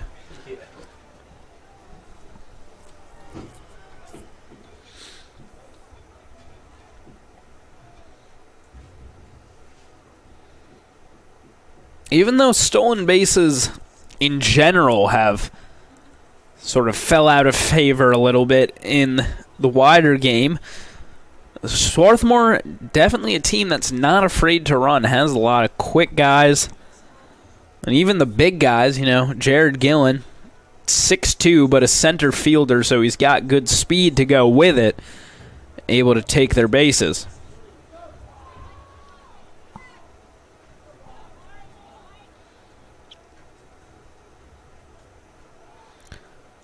Now they go for the pickoff. It bounces off the back of Gillen, and he's going to make it easily down to third. So a runner 90 feet from home plate.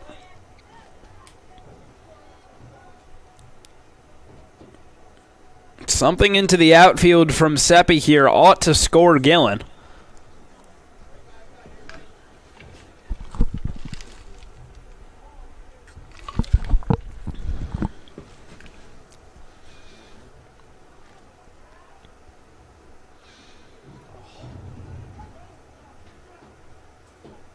As he takes strike 3, second time he's been caught looking today.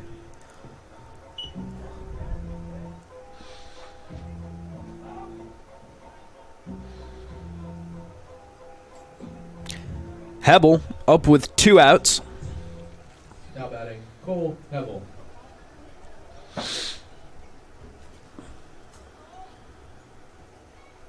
And the umpire grants time.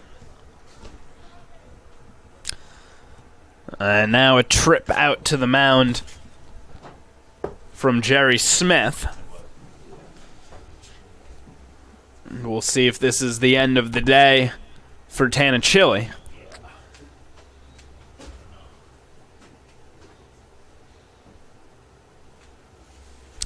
Again, does not look like it.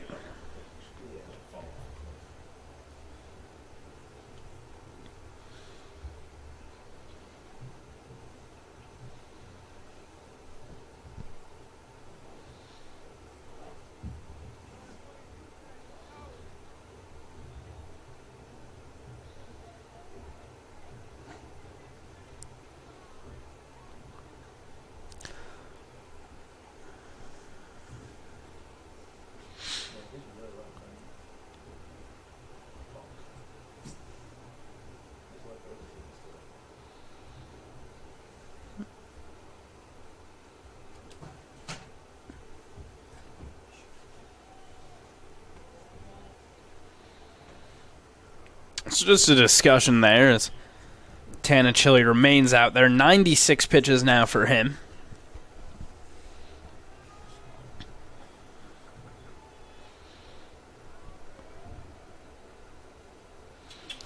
Big swing and a miss from Hebel. So that's a home run type swing right there.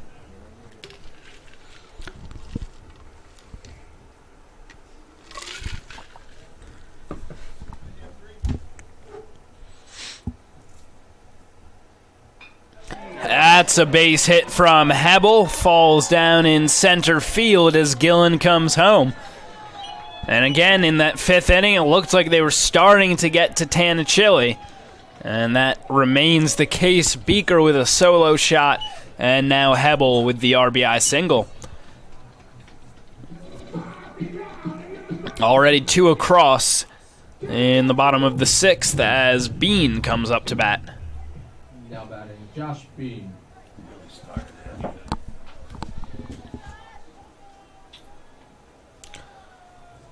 Check over on Hebel. Believe he got picked off earlier in the game.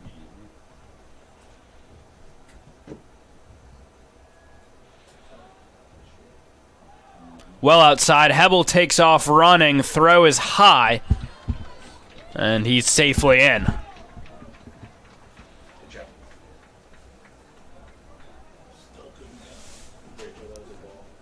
So 2 stolen bases in the inning for the Garnet.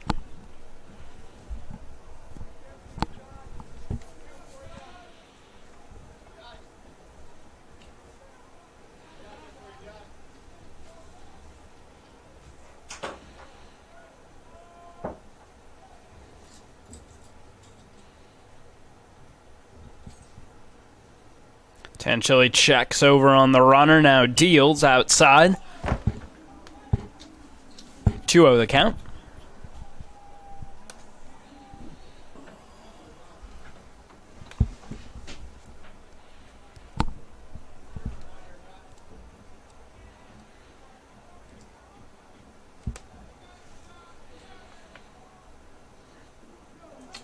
Adds in there on the outside corner. Been getting some favorable calls there in that spot against left-handed hitters. Balls that might generally be called outside. Tanchili has gotten the benefit of the doubt on them. He deals same type of spot, but again called a strike.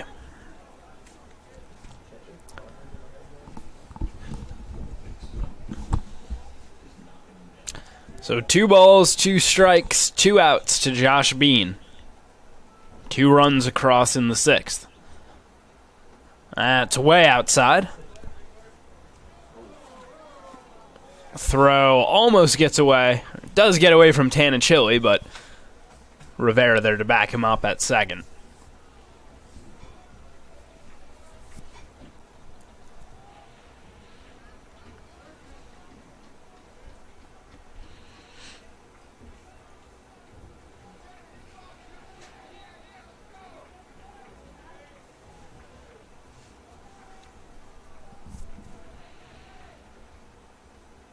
Fouled back to the screen.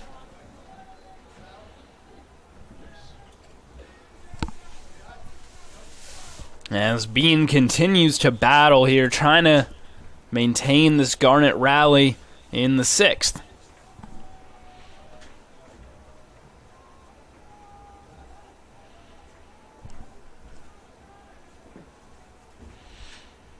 Payoff outside. And another walk from Tanachili. It's his 5th. And Reynolds comes up to bat.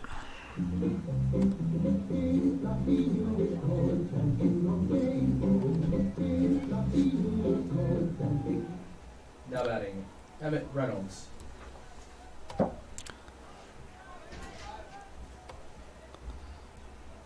Reynolds singled to bring home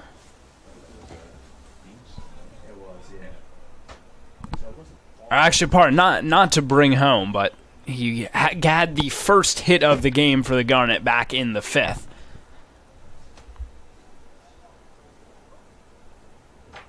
Paul Cook then brought, excuse me. That's in there for a strike. Just catching the back door.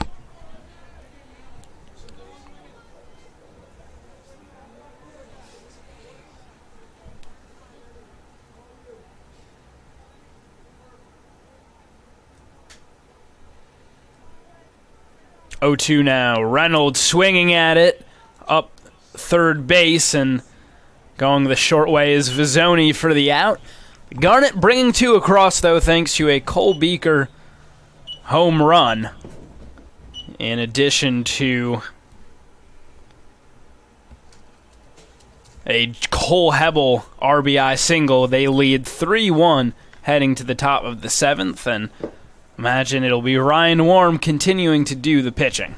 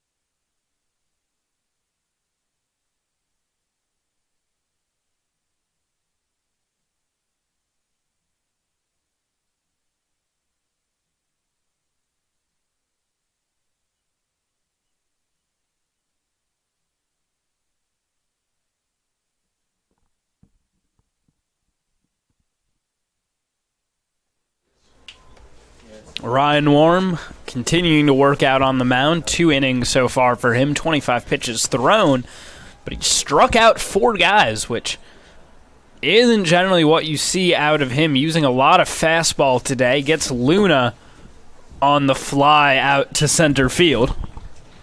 And it's Gillen there to make the easy catch. Now batting, Leo Cohen.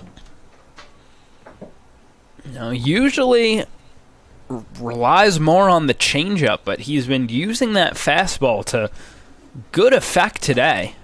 There it is again for a strike. It's just been pounding the zone against the Gothic Knights. Swing and a miss.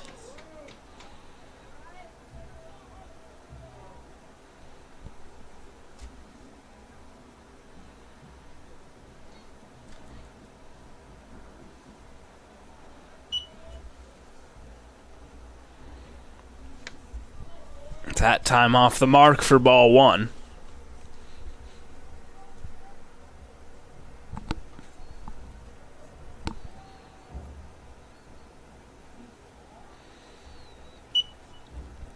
Missing again.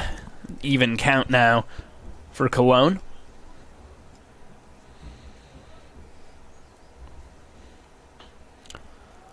Weak grounder to Mutz. Fields throws 2 away.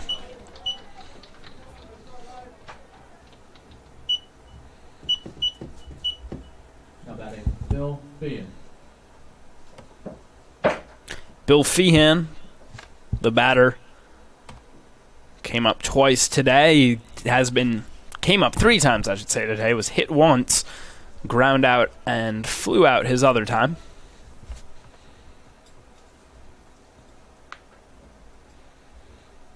Warm deals. Doesn't get a call. Maybe a touch high there.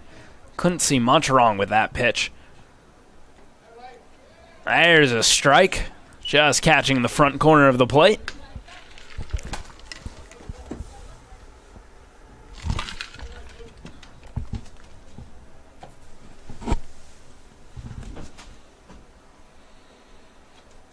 Drifts outside. Ball 2.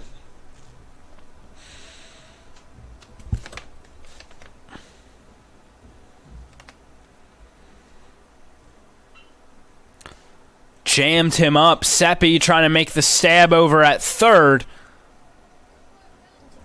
Throws it late to Beaker.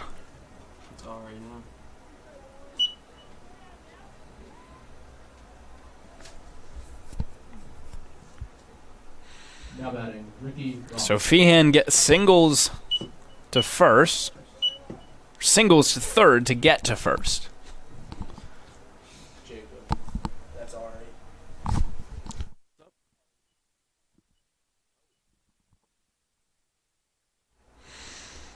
So there was a defensive change that I missed. Ari Fier is now the third baseman, as Seppi has made way for him.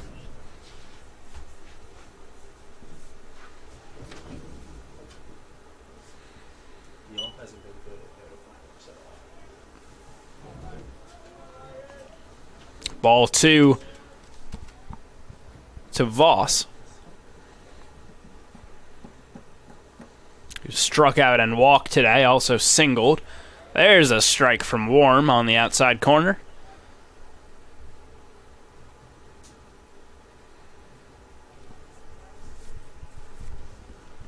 Two 1 count.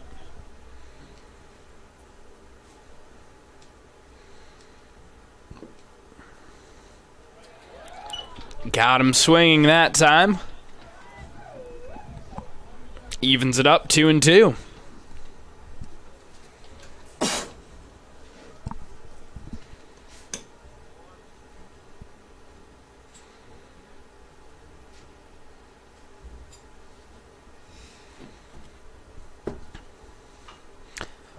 Off the end of the bat, Hebel Fields throws to first in time to get the out, final out of the top of the 7th.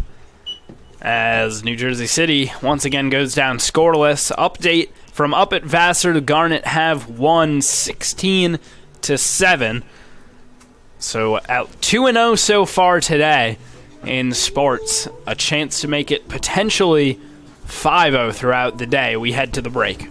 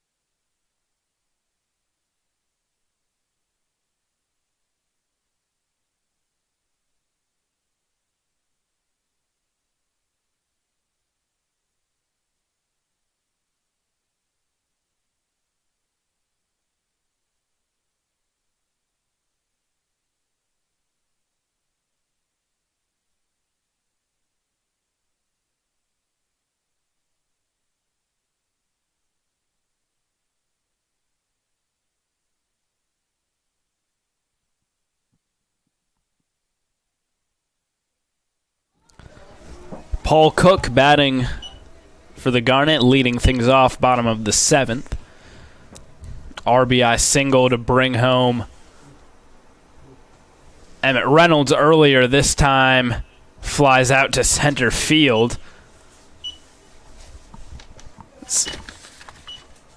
Juan Pena nearly overran it. Had to reach behind him to make that catch. So made it a little fancier than it really needed to be. Mutz coming up to bat. Batting Luke Mutz. Lays down a bunt. Beautifully done. Ayers has no play.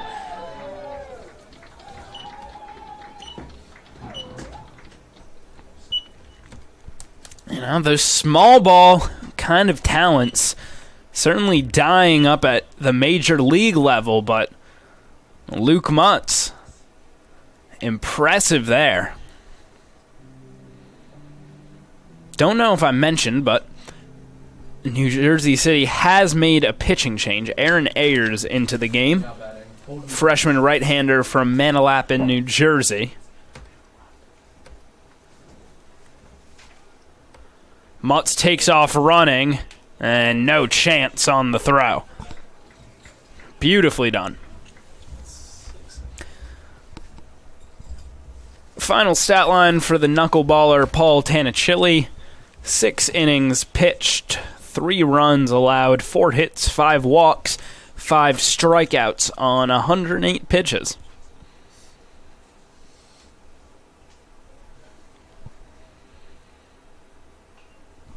Bridge fouls that off, out of play.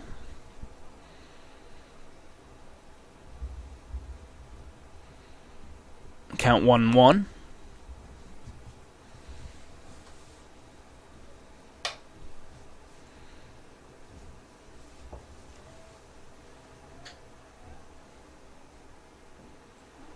Pitch in there for strike 2 as Bridge goes behind in the count.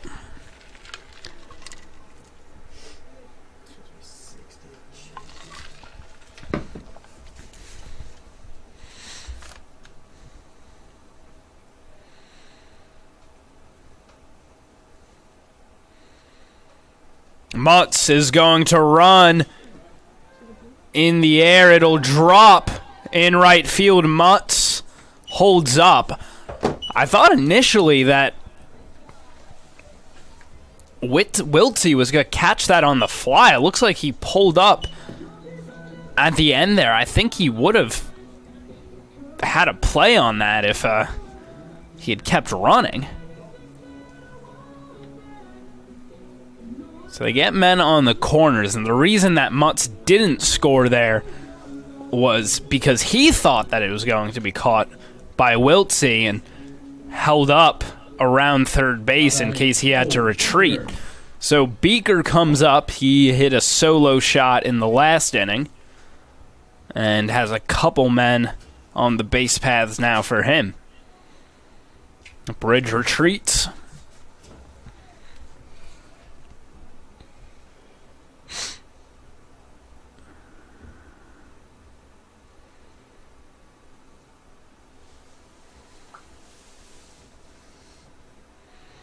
As Ayers steps off again to check on him.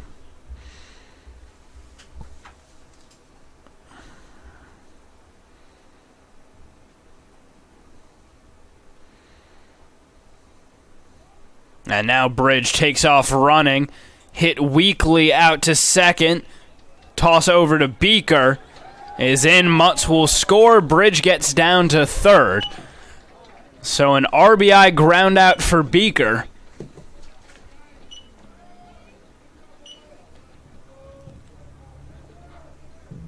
And still a man 90 feet away for Jared Gillen, as he continues to look for his first hit of the season. Now batting Jared Gillen.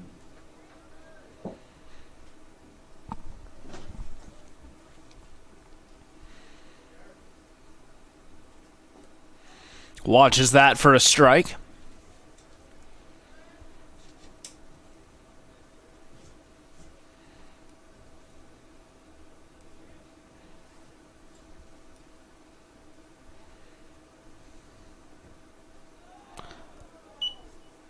There's a ball as it's left well upstairs.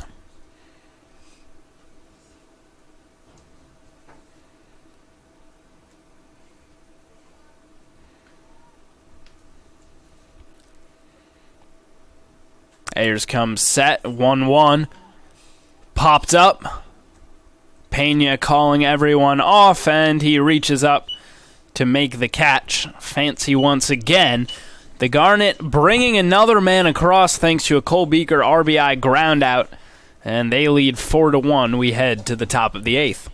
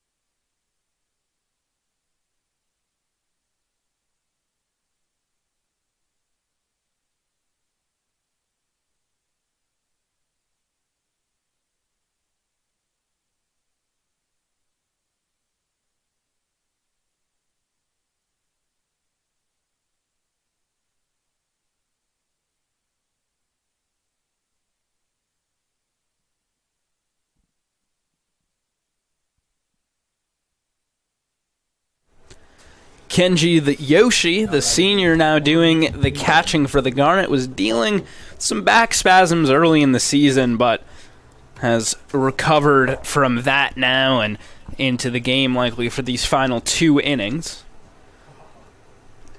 It's the Garnet going through 4 of their 5 rostered catchers in this game. Wiseman, Jacobson, Reynolds, and Yoshi now all getting a crack behind the dish. Warm misses low that time. He evens up the count 1-1.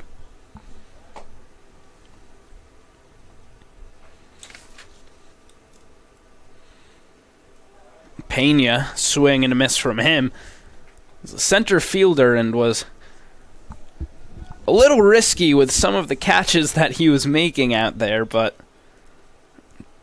no errors for him so far.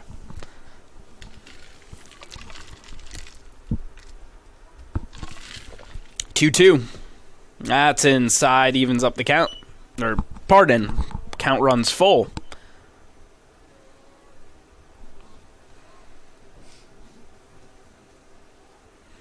Payoff from Warm. Swing and a miss.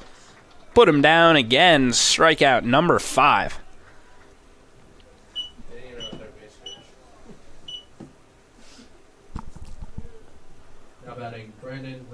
Again, Warm hasn't really been known in the past as a guy who gets batters to whiff, but been doing it well in this one. Curveball dies a little too soon for ball 1.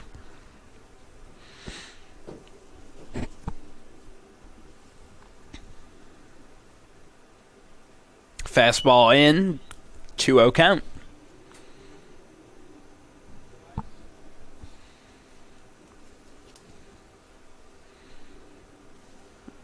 That will catch the corner for a strike.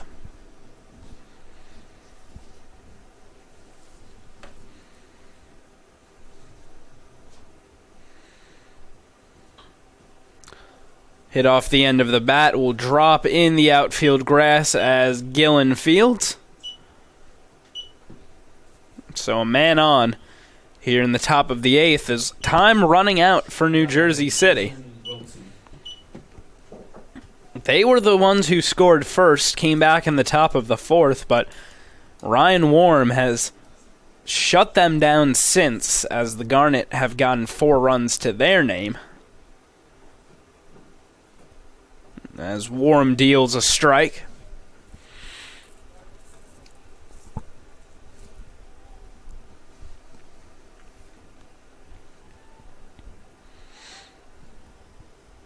Pick off at first. Nothing doing.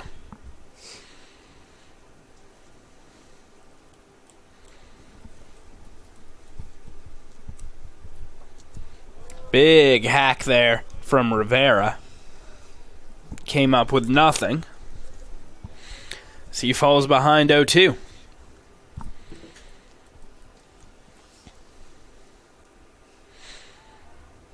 There's the pick-off move from Warm. Very effective at it. You know, as a lefty, it's quite deceptive. So Warm deals inside. Ball 1.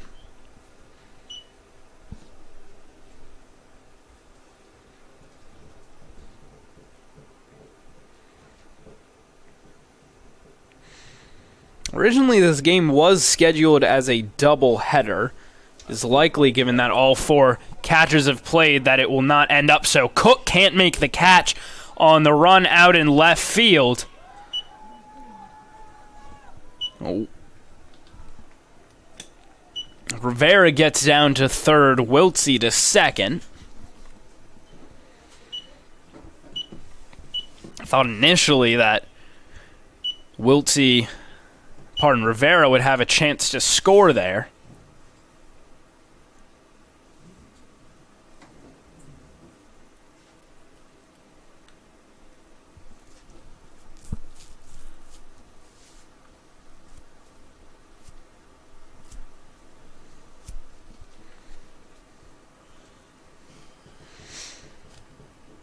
Now New Jersey City having a conference of their own.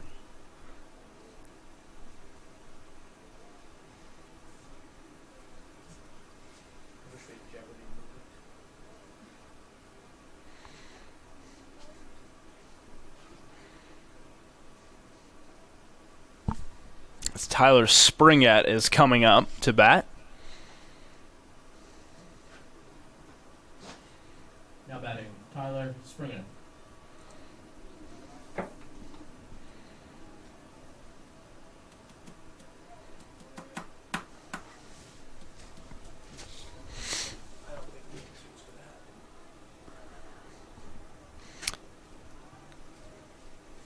So we're ready to play ball again.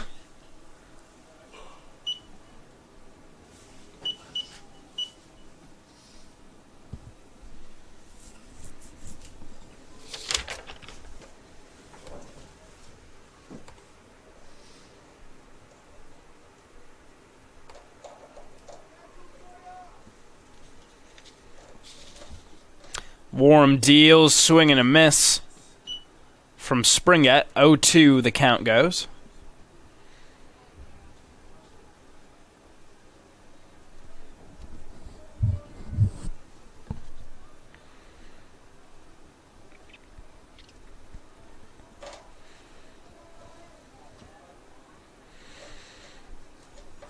As Warm tries to do his best to strand these base runners. Good job by Yoshi to keep it in front of him.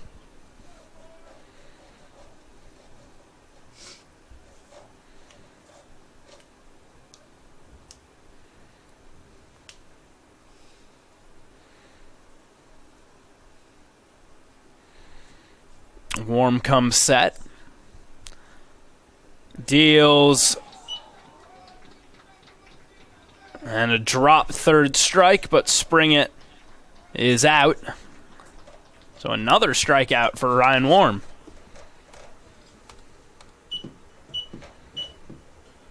Now batting, Jimmy Izami.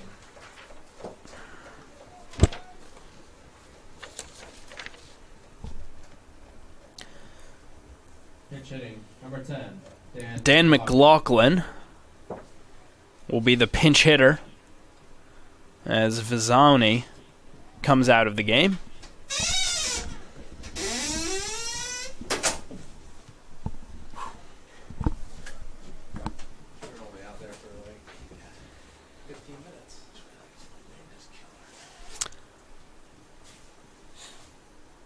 Conference between Yoshi and Warm.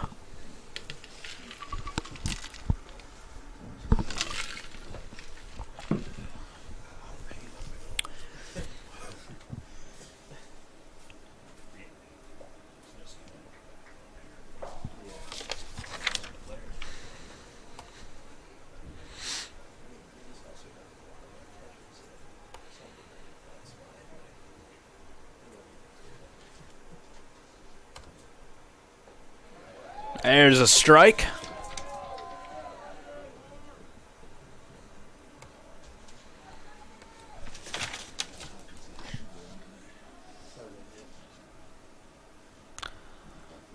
Oh, 1 from Warm, swing and a miss. 0-2.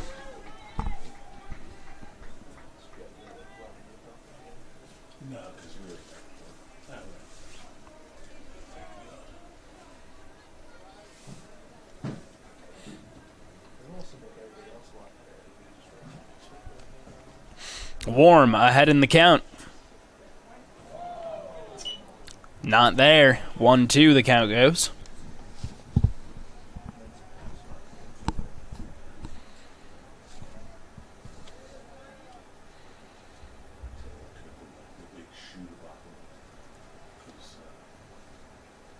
The pitch from Warm. Fouled back to the screen.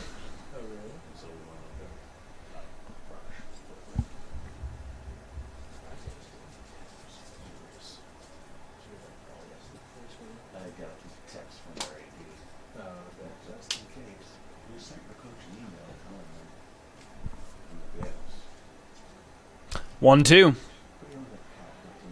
Good job again by Yoshi, keeping in front of him. It's the number one priority here with men on second and third.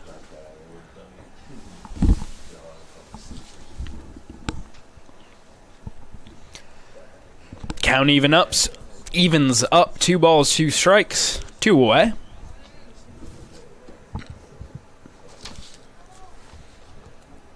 Warm deals inside. No. Take it. Dan McLaughlin stunned. Still standing out at home plate. I have to admit, I'm a little stunned as well, but umpire, I guess, saw it differently, and Warm gets his 7th strikeout of the day. To the bottom of the 8th, we had a 4-1 lead for the Garnet.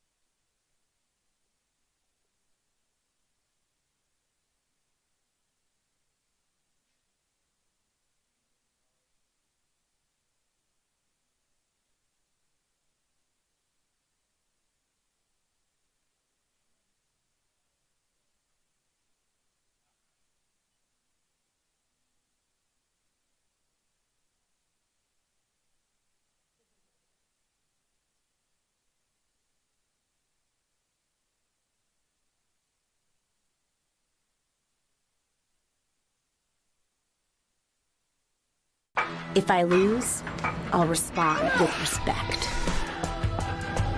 If I win, I'll back it up with humility. If I fail, I'll rise up with honor. It's tough for us to put it all on the line.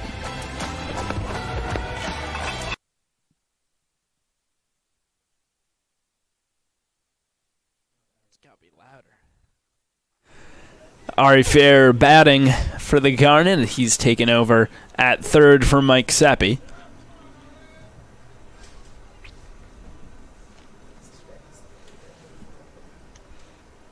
Freshman from Denver, Colorado. As Ayers deals inside. Fiera ahead in the count 2-0.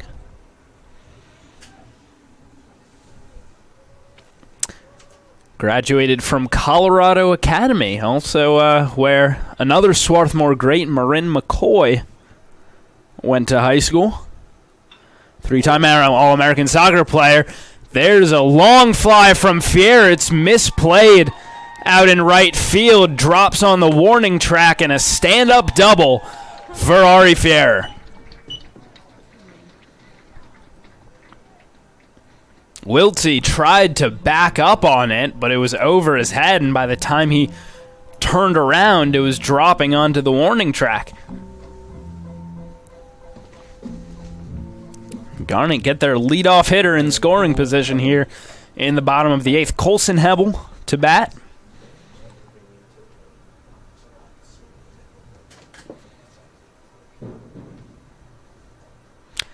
Ayers deals. Hebel showing bunt. Up the line, trickles foul.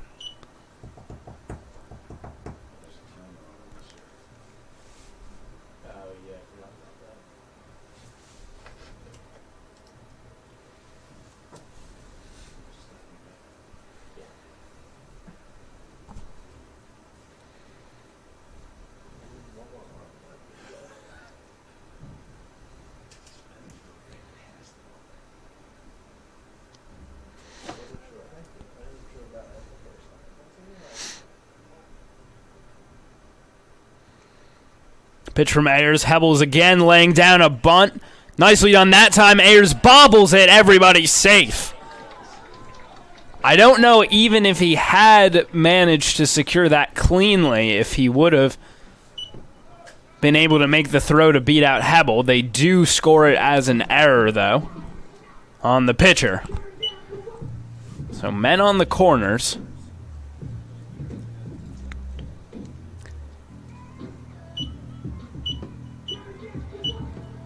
as Josh Bean steps up to the plate. Now batting Josh Bean. Another man who is still looking for his first collegiate hit. Hebel takes off running, and Luna, realizing he didn't really have a play there, and with a man on third especially, decided to hold on to it.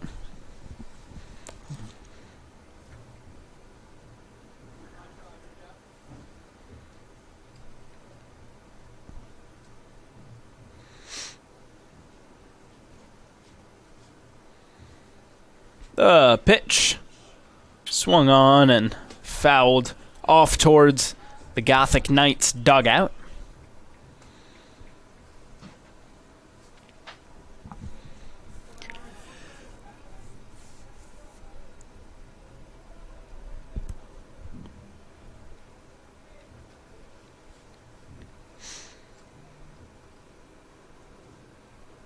Count 1-1 to Bean.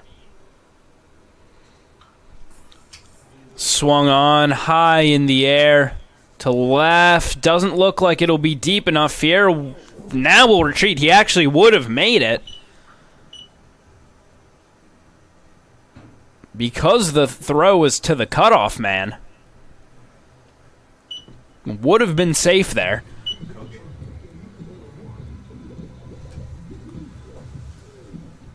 So Bean, the fly out, brings up Kenji Yoshi. Now batting Kenji Yoshi. From Tokyo, Japan.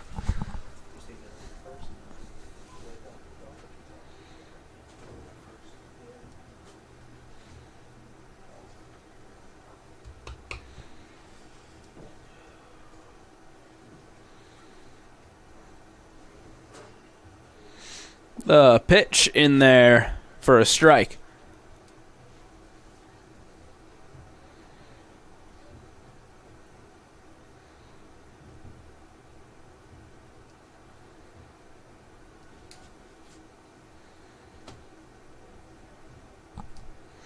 Ayers comes set. Yoshi showing bunt. Lays it down. And the squeeze play comes off perfectly. Now safe in comes Hebel. Yoshi executes the squeeze perfectly. And 2 runs come across. Rare that you see that happen. And the Garnet now leads 6-1. Now batting Paul Cook. Base is clear as Paul Cook comes up. RBI single for him came back in the 5th. An appeal down to 3rd. Guess they were saying that Hebel didn't touch the bag as he came in to score.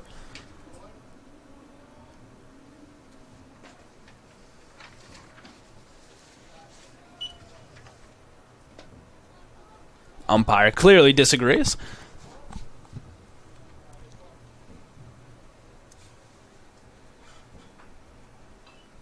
Cook swinging away, fouled back towards Tarble Pavilion.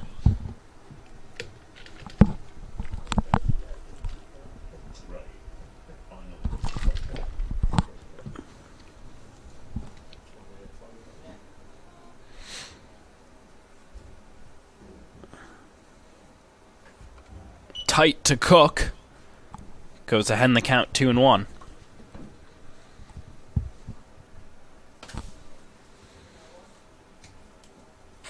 Swing and a miss from him. Evens it up. 2 balls, 2 strikes, 2 outs.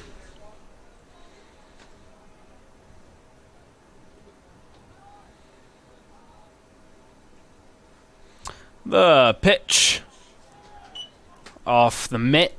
And back to the screen. Full count now for the sophomore from Princeton, New Jersey.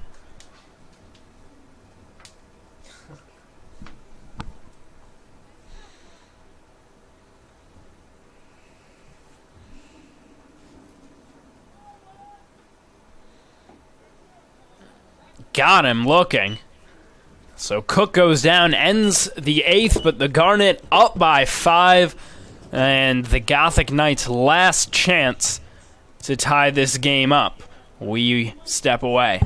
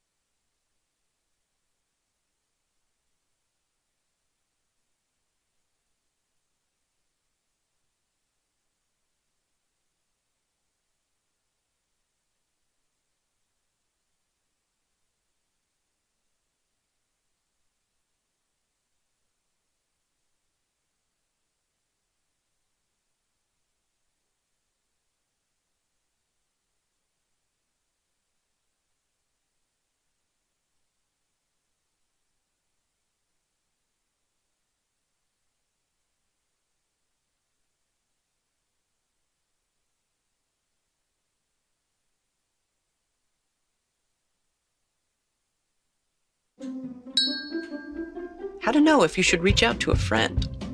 Your friend might be worried, sad, Grumpy, angry, Stressed, weird, rebellious, anxious, antisocial, lonely, sleeping less, sleeping more. eating less, eating more. Look, there are a lot of things to watch out for, but you know your friend best. So, Another pinch hitter for New Jersey City. It's Joe Valentine as Ryan Warm looks to close out this one. Garnet up 6-1.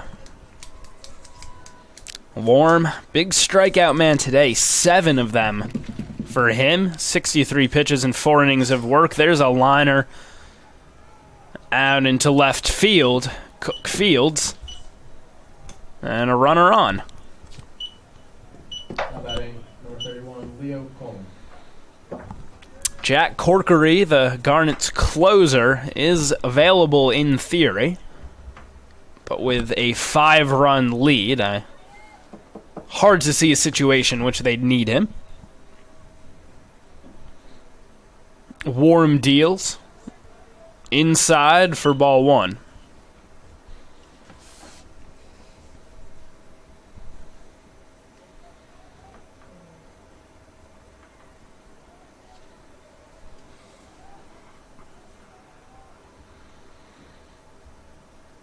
Pitch from Warm. Inside again. 2-0 count.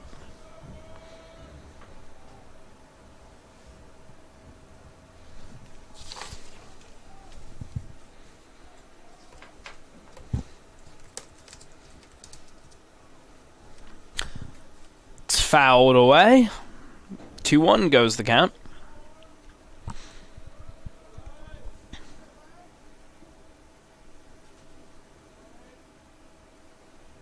New Jersey City does have the top of their order up now, with Cologne at the dish. That's a ball.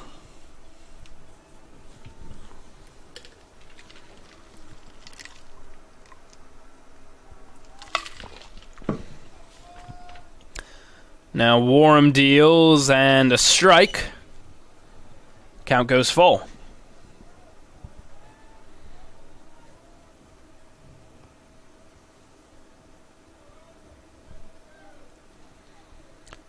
Payoff from him. Chopper foul up the third base line.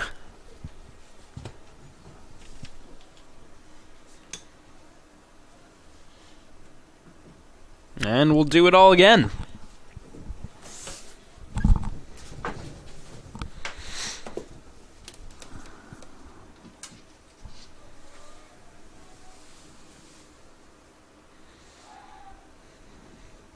Pick over to first. Easily back is Valentine.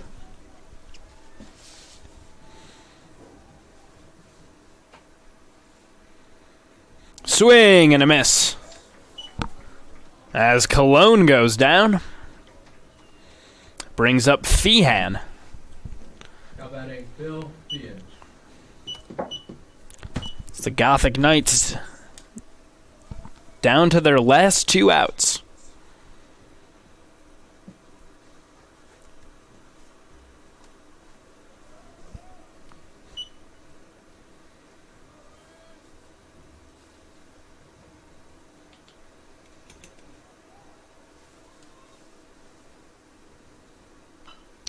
Pitch to short, chance at a double play. Hebel throws it away. It's out into right field, and Valentine is going to get down to third. He initially bobbled it, then tried to throw from his back and threw it away instead. Now batting Ricky Voss. Put runners at the corners for Voss.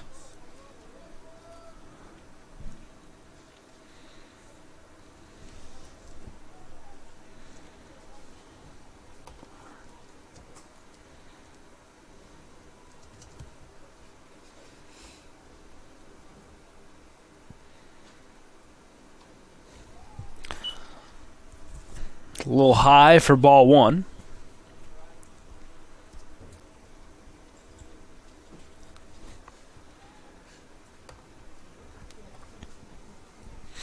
The pitch from Warm. There's a base hit. Up the line in right field. Puts men on first and second. And a run comes across. Batting Juan Pena. So 1 out and 1 run closer go the Gothic Knights as they try to rally here in the 9th.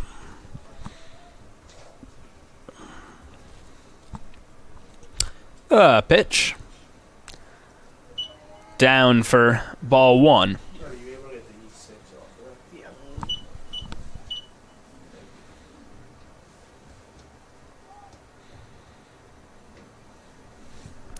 Outside again for ball 2.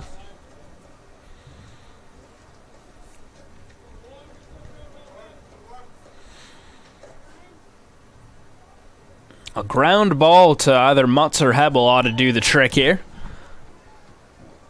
Count goes 2-1.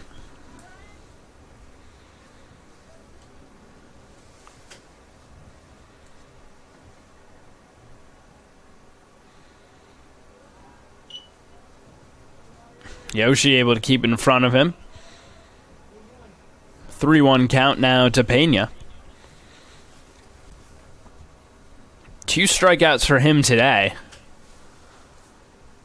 Let's see if he's swinging freely here ahead in the count. Instead, he watches a strike. And Warm with a full count.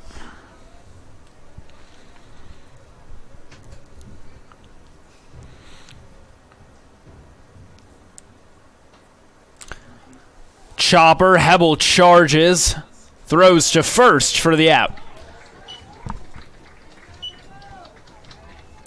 So 2 down, but runners on second and third as Rivera comes up to bat. Brandon Rivera.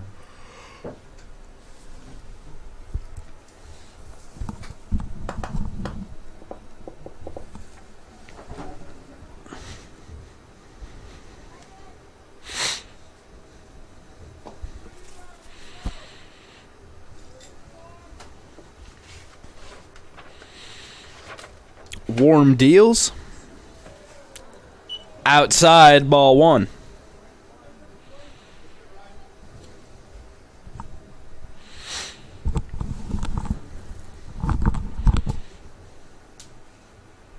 One 0 is in there for a strike, right at belt height.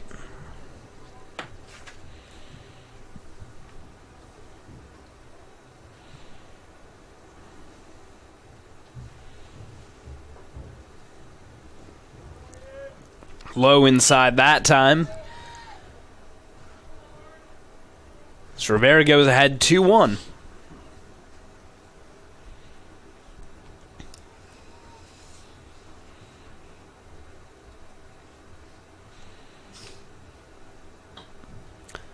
tagged out to center field. Gillen can't make the catch. Feehan comes in to score. Coming in as well is Ricky Voss, and just like that, it's 6-4. Gillen had to slide to make that catch, and it just bounced out of his glove as it was a little bit off to his side. Now batting, Justin Wilson.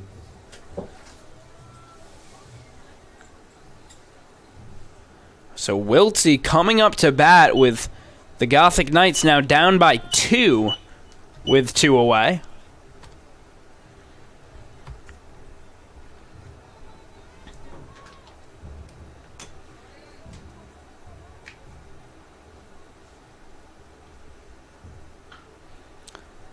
Chopper to short, the quick flip to Mutz, and that will do it.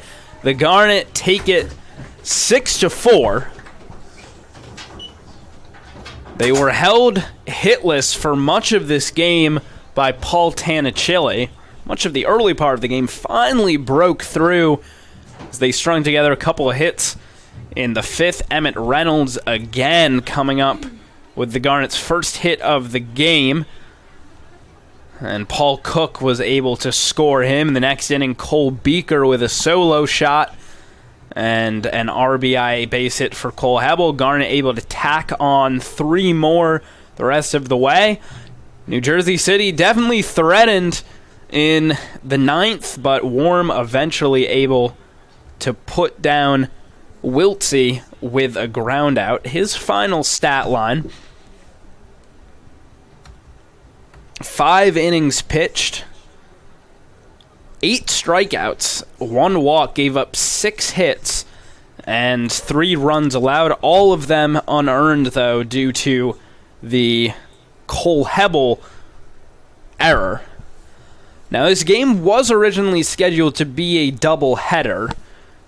We're going to see if it ends up that way, as Adam Hertz, the athletic director, talking with Matt Midkiff and with Jerry Smith and the umpires about that right now. Definitely a very cold day. In addition to that, assuming the next game starts in about 20-25 minutes and goes 2.5 hours, it would be done around 6, which would be right about when the men's basketball championship game, or it would be an hour before the men's basketball championship game is scheduled to start, so that would definitely be tight, but still in discussion right now, and we'll give you an update on that in just a minute.